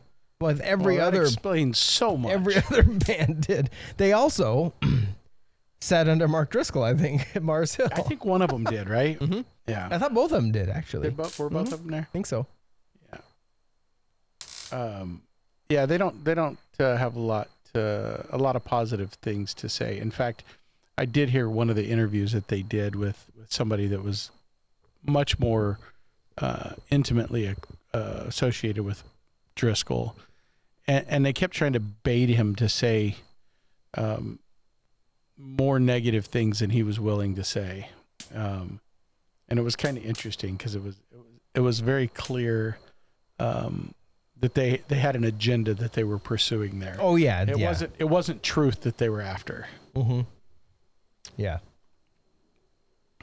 I think they I need to go back and listen to some of those conversations with them because they left and I don't know why. Early on their podcast was interesting. It totally was. It's gone to crap. Oh, it became unlistenable. Mm-hmm. Yep. Because see, it's the whole gratuitous vulgarity. Yeah, absolutely. That I just cannot stand. Right. If you just have to say nasty things because it's cool and just prove that you can do it now, you're not proving anything except that you're dumb. They had some actually really good interviews. Yeah. Early on, Benny Hinn's nephew. Oh, Costi, that was a phenomenal conversation they had with him. Yeah. They had was it Michael Tate, I think, on there? Did they really? I think it was one of them. One of the guys from DC Talk. I can't remember which. I think it may have been. Yeah, it may have been the other one. Kevin Max? No. Brother. It could have been. Yeah, not the main one. Yeah, not whatever his name is. The dude who's a big deal now. Yeah. Oh, jeez, what is his name? It wasn't him. It was one of the other two. What is his name? Who is the main? It's not Kevin. Toby Mac. Toby Mac. Yeah. No, definitely. It must have been Kevin then. Yeah. Because he was kind of the outlier. He was very disillusioned with the state of Christian music. Yeah. Yeah. And I don't know. Maybe the same thing happened there that happened to country music. But Christian music became unlistenable sometime around K-Love. Well, I talked to talked to Brian Duncan several months ago on my interview podcast. Yeah. And he had that same thing. And one of his issues was they wanted the concert to be a church service. Right. You need to preach to these kids. And he's like, I'm here to play music. Right. These kids are here to listen to music. Right. Let's do that. Did you ever see him in concert? Brian Duncan? No, yeah. I wanted to. He was one of our favorites growing up. I am just so thrilled that I got a chance to talk to him just this last year. That was a fun interview. It was cool. It was a good listen. He's old. He doesn't come across as old though. No, he's still there. He's 70, I think. Yeah. But he was one of the original rockers. Going way back to the Jesus music. Mm-hmm. Yeah, in the 70s, the Southern Comfort Band, I think. Yeah. Yeah. And I didn't know him in that at all. Yeah. I only knew him as just himself. Yeah, if you ever go back and listen to the Southern Comfort Band, though, you can hear his vocals for sure in there. Yeah. Oh, yeah. And he's still, the stuff he does now, it's the same stuff. Yeah. The dude, for being 70, he's got some pipes. Yeah. Killer dude. One of his bandmates went on to play with the Allies. Who's that?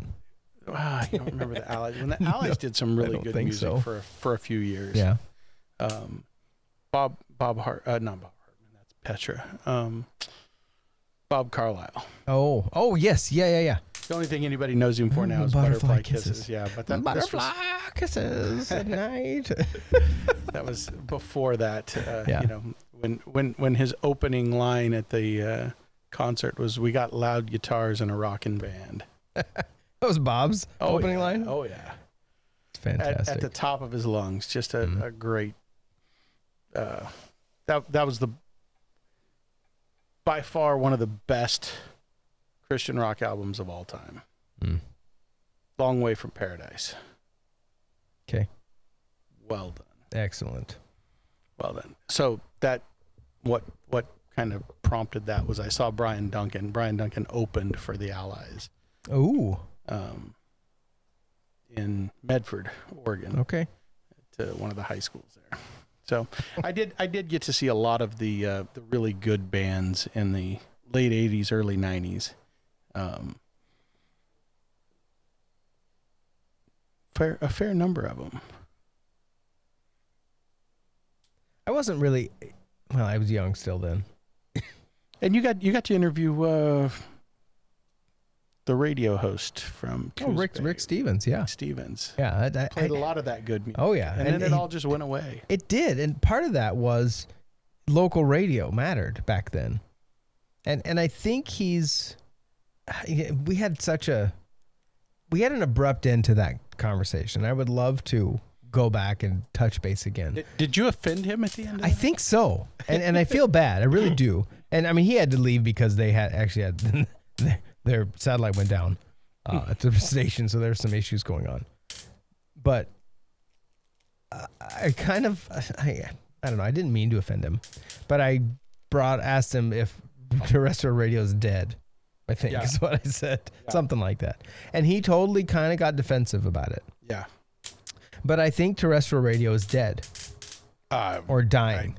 I don't know of anybody that listens to it. Yeah. Unless it's local and live. Right. Live and local. That's what works. Right. And he was that. Right. And he still is in Coos Bay at K-Light. Right. KYTTFM. KYTTFM. That's nuts. What's that, 30 years ago? Yeah. I mean, that we were there? Yeah. So it's insane. But I grew up with that guy. I mean, he was the interviewpodcast.org if you're interested to hear some of these weird conversations I've had with people. But cool guy, and he is the real deal when it comes to radio. Like, I think Howard Stern used to be also. Not so much when he went to Sirius. It changed the game. But live and local radio is what works. And we have a tiny little AM station in our town in Millbank, South Dakota. And they are live from, I think, 5 or 6 in the morning until noon or 2. I think it's noon. And then they go to, whoever owns them, they pipe in the rest. Sure. Well, unless you just want to hear, whatever some machine decides is your playlist. Right. You're done. You go pick Spotify or whatever, or turn it off or pick a podcast. The live DJ is what makes radio. Yeah, for sure. That's actually why I love this game. That's why I love podcasts so much, because I like the radio idea, but I don't like the model, because I don't know how long we've been going here. How long has this been going? 2? Well, so 1 hour 43 roughly. How many ads would we have had to break to at this point? And then we would have been shut off because the producer should have been in our ear saying, stop talking about that. Right. You guys are saying the wrong thing. Shut up. Go to break. Cut. Retract that. What you just said was a problem. Right. Couldn't do that. Beep. Yeah. So right. Yeah. You have a 7-second delay. I'm going to dump you out. What do you think caused the death of Christian music? Because I mean, it's clear there are so few artists that are even remotely relevant at this point.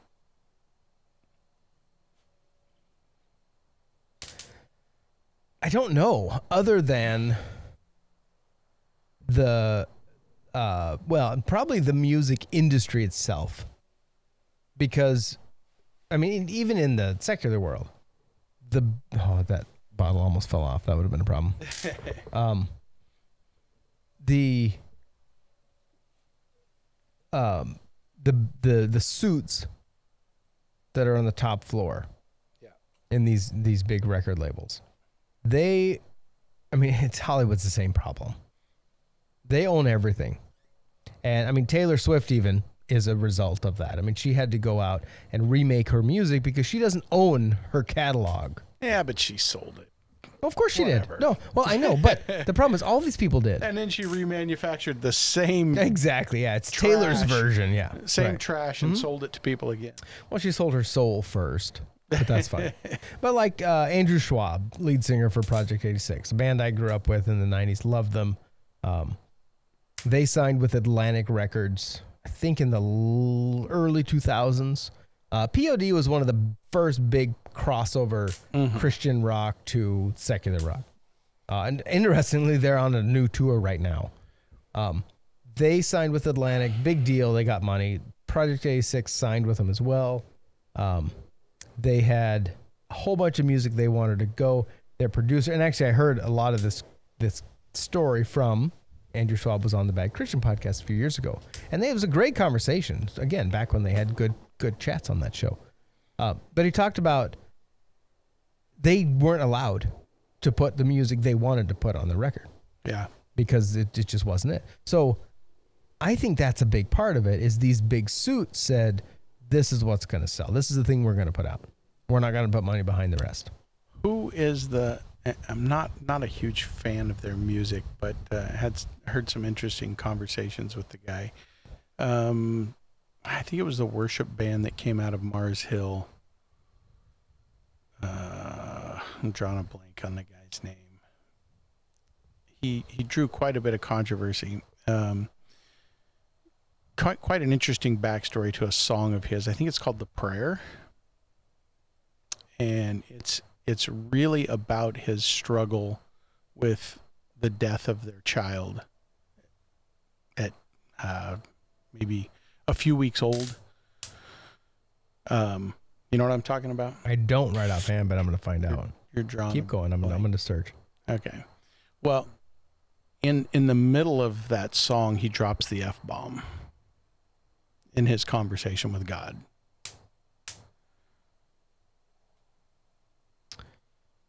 And that was kind of the end of their...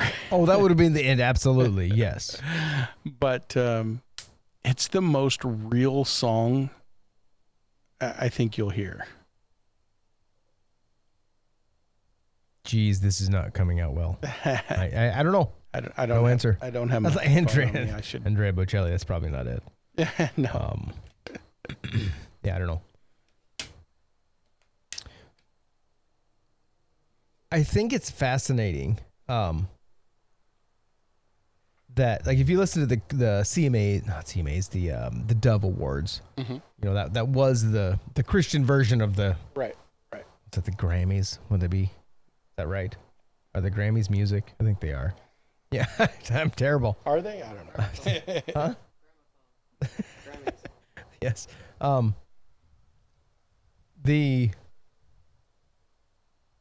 Almost everybody that's in that now are worship bands. Right. So, well, today's world, if you are on like Christian radio, you're either Elevation Worship, you're Bethel, you're Jesus Culture, you're Kane. Toby Mac is still there. He's back. Charity Gale. Yeah, she's totally same thing. Who else? The Newsboys are back, but they're not the Newsboys anymore. I mean, Michael Tate is their front man. I'm sorry. The Newsboys are Australian. They need the bald dude, and he's not there. King's Kaleidoscope. Okay. I've heard of them, but I don't actually. Let me see if I have I don't know that I have the song.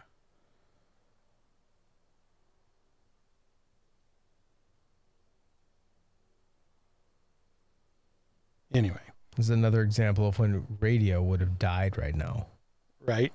7 seconds of silence is the end of it all. In a prayer. That's the A name prayer. of the song. A prayer.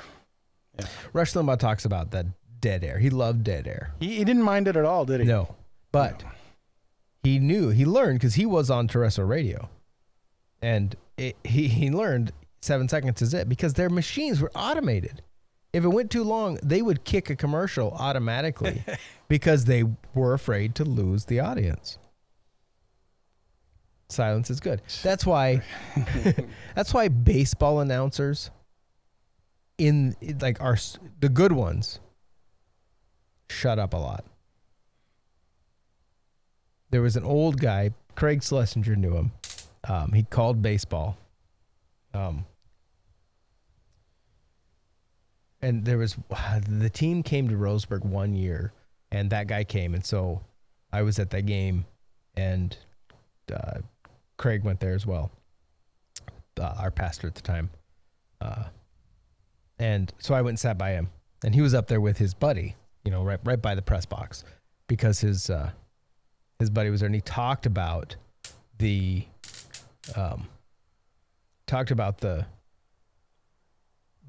feel of baseball. And on the radio, what do? You got to have the game. The game needs to be presented, and you got to let the game breathe.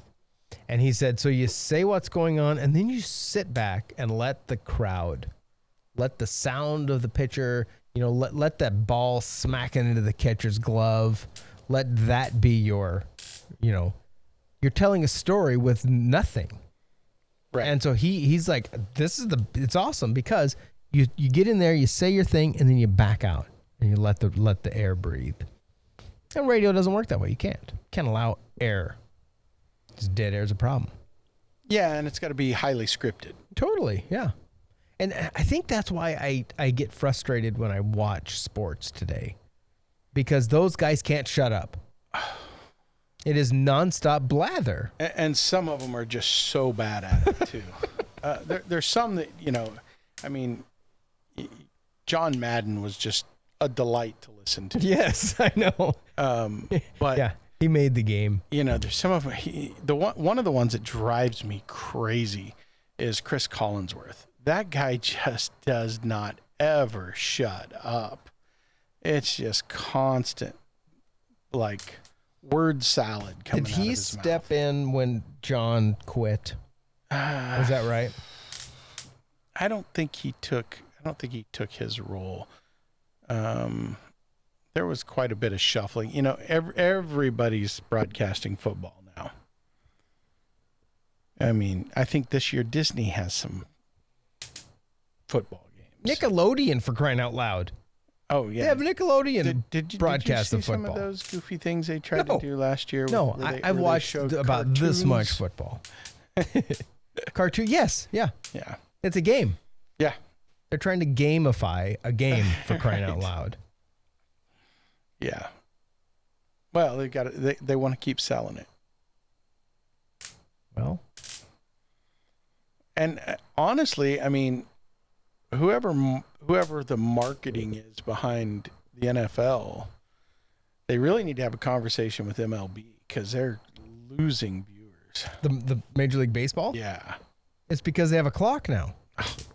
That clock is terrible. Nobody wants a clock in baseball. Baseball's supposed to last for 5 hours. Here's the problem with it. It was intended to be attractive to people who didn't watch baseball. Right. Yeah. Yeah. They're not going to watch anyway. Right. No, I very much enjoy going to baseball games. I love sitting. I can sit through a baseball game. Major League or lower levels? Either one. Because I kind of feel like I prefer a smaller town baseball game, because then you get to experience the park. Yeah. I've been to a couple Twins games. Yeah. And I don't know. It's so big. It's so commercial. Yeah. No, there's definitely some value. I loved them. We lived right across the river, literally just the other side of the river from the ballpark in Norfolk. Minor league. National? No, minor league. Minor league, yeah. And we at the time it was the Tides. Who were they minor league for? I think at the time they were Orioles, but I think there's been some changes there. I'm not sure that they're affiliated with the same teams anymore. Man, it was a lot of fun. It was a lot of fun to go to the games. And it was reasonably priced so that you could actually take your family to the game. Yeah. That's part of the problem with most major league sports now, whatever they are, basketball, baseball, hockey, it doesn't matter. They've priced themselves out of the family category. Yes. Yep. Well, what's a football ticket cost for an NFL game? $200 for the cheap seats? Yeah. So and that, you're not having fun. I took my second kid to a Chiefs game last year, 2 years ago. I guess a year and a half. It's 22. it sucked because first off, concerts, anything, I want to go and I want to sit down and enjoy the event. I hate going to concerts where you got to stand up, and it's not fun. You're old. Yeah, but I did that when I was 20. Me too. Like as soon as I turned 21 at the Roseland Theater in Portland, me and Andrew Cameron, who were one of my best friends growing up, we would go see these metal shows at the Roseland Theater. And we would go, as soon as we were legally old enough to go upstairs, because that's where the bar was, we'd go up there and sit in the balcony and enjoy the show without being pummeled by stupid people. I don't want to do that. At sports, I want to sit down and enjoy the game. I don't want some genius jumping up and down. And anytime there was an event or something on the field, this lovely person, 2 or 3 rows below us, he would jump up and turn to the crowd above him and begin to command the crowd around him. Come on, they can hear us. They need us. Rah! Freaking out. I don't know what he was doing. It was ludicrous. I mean, I don't think we had a lot of fun at that game because it was so like the people around. Now they had a blast. They were drunk off their whatever because they go there not for the game. Now they were watching the game and they were into it, but they screwed up everyone around them. Yeah. And I don't like that. I pay a lot of money for these tickets. I want to enjoy the product. Right. Well, you were talking about the price of tickets. I was just pricing tickets for the Tampa Bay Niners game this year. I try to go to an away game each year. Last year I went to the Eagles game, which was phenomenally fun. So you're going to Tampa Bay to watch a football game? I'm going to Tampa Bay to watch football. That sounds fun. November. So got to prepare, But the cheap seats were $100. Ugh. The cheap seats. And that is, you can't really see the field. I mean, you can see it, but they're like little chicklets running around. So the best place to watch football is on your couch at home? Is on your couch at home. It really is the best place to watch. Well, actually, the chair you're sitting in now is where I watch most of my football. Right. Yep, right there. So perfect. That's an ideal spot most of the season. Fantastic. But yeah, the experience of going to a game is totally different from watching the game at home. Yeah, because I don't see the 10. I don't see the first down line. I don't see the line of scrimmage. I don't see any of the fun things. You don't have the circle around the guys he's running down the field. None of that live. Right. I watched the behind the broadcast. I think it's on YouTube somewhere. You can watch how they put together a football game, like the production team. It is incredible, and they say out loud, "This game is built for TV." Like it is made for television right now, and it is 70 cameras plus. They've got all these like mapping technologies and software they're running because they have to be able to put all these graphics all over these players. They're gamifying this product, and it's cool. It's beautiful to watch.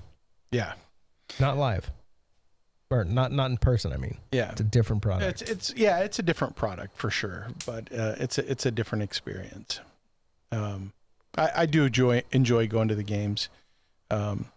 I particularly enjoy going to Niner away games when they win. Because you're the only guy in the red jersey. Yeah. A couple years ago, we went to the Niners Dallas game here at AT&T Stadium. And first of all, it was a phenomenal game. It was a playoff game. That's the one I was at? It was the one you were at. Yeah. We had awesome seats. I don't recall seeing the field at all.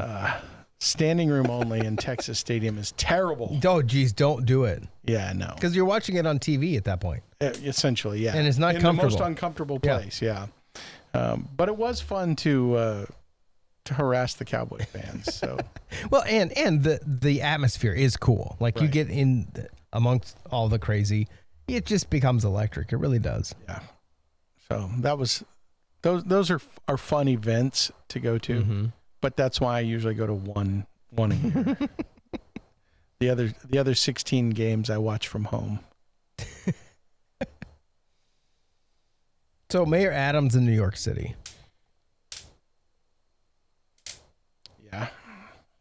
announced, or I don't know, this week, maybe last week, that they are planning to introduce drones into their police department.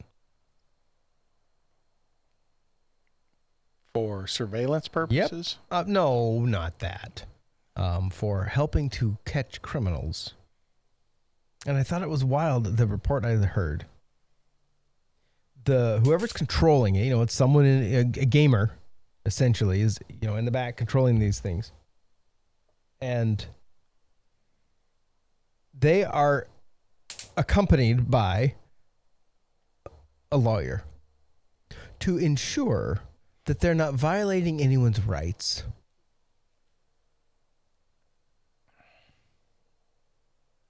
What do you think about the police department using drone cameras to follow criminals around?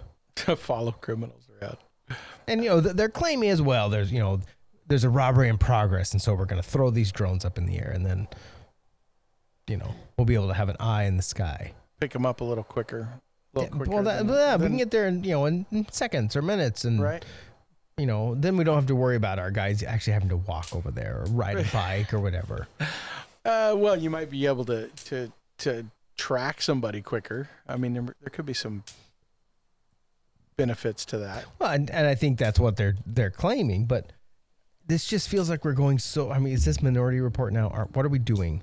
Are we going to start then surveilling people? Oh, this guy looks like he's going to be doing something bad. We better check him out. Right.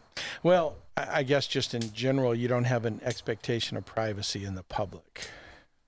Yeah, but it's one thing to have a guy on your same level. I mean, if you go around Europe, you're in England, everything is on camera.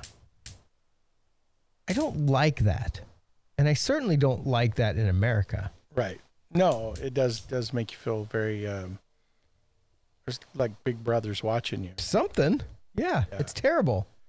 Yeah. Certainly there could be some benefits from that. I'm not a huge fan of video surveillance of everything. On the other hand, I have a camera out here. Yeah, I know. The house. With a two-way microphone. That's lovely. It is. It is very nice. One on the door, so it's something I like to have. Now, what I don't do deliberately is I don't pick up my neighbor's house on it. Well, so you have strategically placed stuff so you don't see that. I've adjusted it so that I don't see beyond my driveway. Mm-hmm. Which is, I think that's wonderful because you are then surveilling your private property. Right. Which is what it should be for. Right. Certainly there's nothing that says they can't do public surveillance in the streets. Yeah. I don't like it. But is it different? Like, we're having a similar thought at the city level where I'm from, where, public property, park systems, things like that, getting eyeballs on those things, and not necessarily, not at all, from my perspective at least, to watch people in the park. To protect property. But when there's an incident, to be able to go back and say, okay, who was there? Right. And, there's one park we've got that's pretty decent size, and to cover it all would be fairly cumbersome. I mean, you would need several cameras and, I don't know what it would take for hard drive space to really make that well. I don't love the idea of trying to cover every element of that to watch it all. But maybe the entrance and exits. That way, if something were to happen there, we would at least be able to see what the activity was going in there. Sure. To get an idea. And we just had an incident with a facility that I'm a part of a couple weeks ago. where we got a window broken out and some stuff was taken. And I mean, the investigation was ludicrous. Whoever taught this deputy how to investigate a crime scene should probably be fired. But the next thought was, ooh, I wonder if any of the neighbors had cameras on your property from their property that they could go look at. And as much as that feels like, oh, that would be good, yeah, maybe they'll have that, so then we'll see who it was. I don't like that. Because then it's somebody else's thing looking at my stuff. Right. Another private entity monitoring my private entity. Right. I don't like that. The whole Ring idea, the Ring doorbell. They claim that they're not in the business of surveilling everybody with those. Except the police departments use that all the time. They go request Ring surveillance from a whole swath. If there's an issue here, they'll go and they'll request from Ring all the data from the surrounding area so they can get a picture of what happened. I don't like that because, I mean, it is using the neighbor. It's pitting the neighbors against the neighbor. Because if I, just like in your case, you have cameras on your property for a specific purpose. It's so you can keep an eye on your stuff. It's not so you can keep an eye on the neighbor's stuff. And I don't like that some of these big companies, and really I don't like that the police departments have begun to rely on. I mean, at that point, is this just a bigger neighborhood watch idea? I mean, is this just, I don't know. It feels such an invasion, especially when it's coming from another private entity. Yeah. Yeah, I don't know. It's not going backwards. I don't like it. I mean, if we want that, move to Europe, and you'll have it all day long. Yeah. I think in some places, I know there's places in Germany that they don't allow Ring doorbells. Really? Because the government wants to do all the surveilling? I guess. No, because it picks up the neighbor's property in a lot of cases. So there are a lot of areas there that they don't allow them. I don't know if that's countrywide or... That's interesting.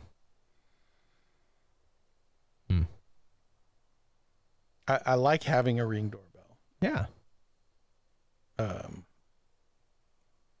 This episode's sponsored by Ring. If only it was. It's nice to know who shows up at your door. Yeah. In fact, I'll tell you a story. I was in Austin, and a guy came to my door. Did not ring the doorbell, but of course it's motion activated. Mm-hmm. So I get a notification on my phone.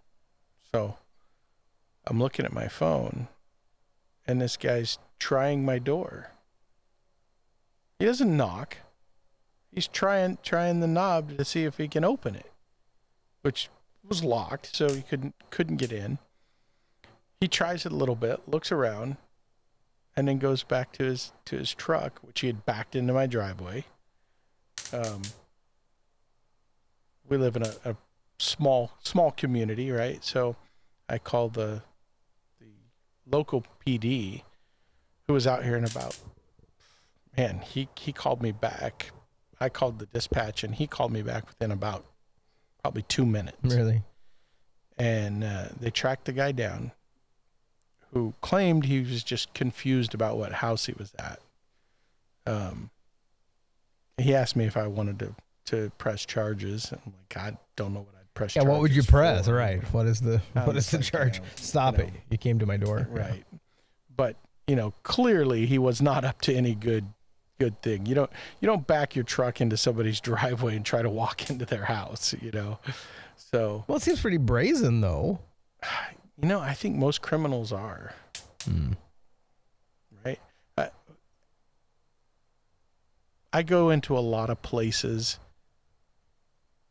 that typically you wouldn't You wouldn't just walk into.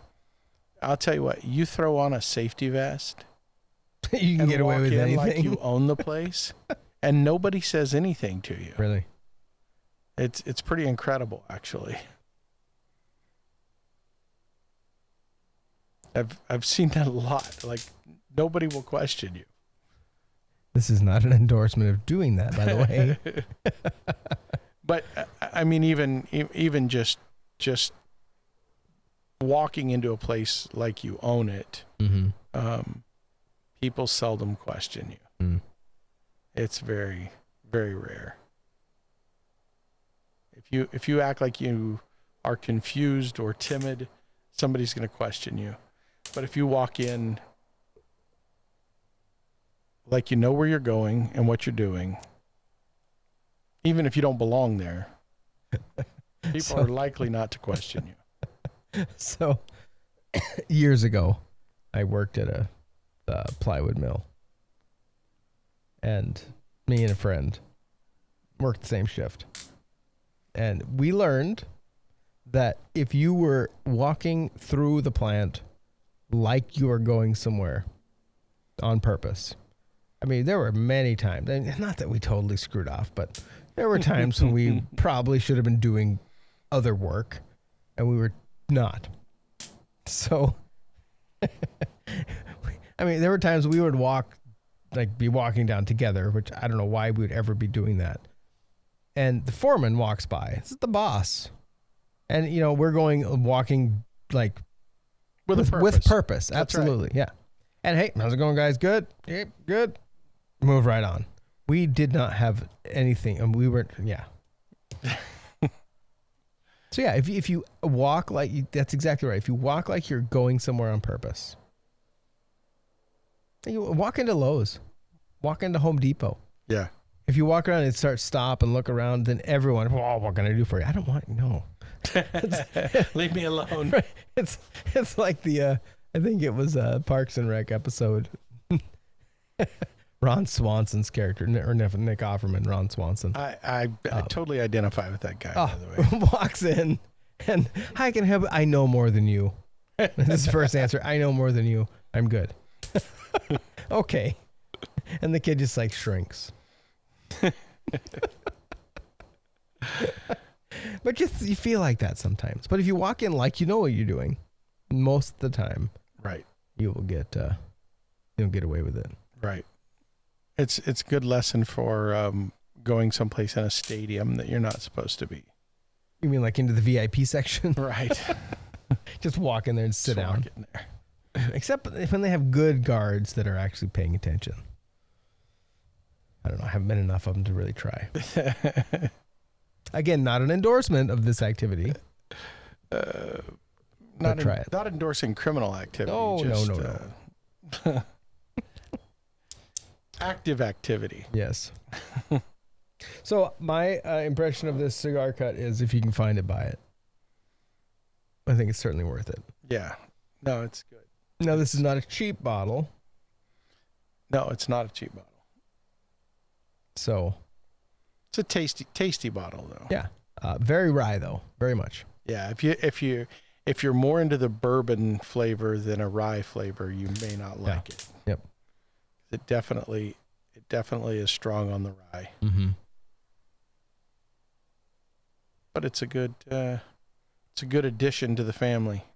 Indeed. And I think this will probably need to be an extended. This is what happens when we actually are in the same room together, or the same patio together. This show doesn't end. So I think we'll need to end it here. Otherwise, it will keep going forever. So this is the Whiskey Rebellion. I don't know what in the world we're going to do. The video is phenomenal. So hopefully we'll see. But anyway, I think the Old Elk cigar cut. This is the Island blend. The Island blend. Yep. One of their 2 cigar cut offerings. It's the second release of the Old Elk cigar cut.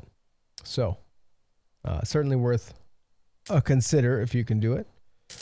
And then if you have a chance, you got a couple hours to kill, throw a good cigar with it. Absolutely. And it helps to have a good conversation with it. So, yeah, if you're going to have a cigar, you should definitely have a conversation. absolutely. All right. Amen to that.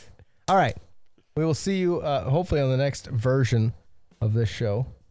But we'll see you next time. Thanks for hanging out with us in this strange show. Have a good one.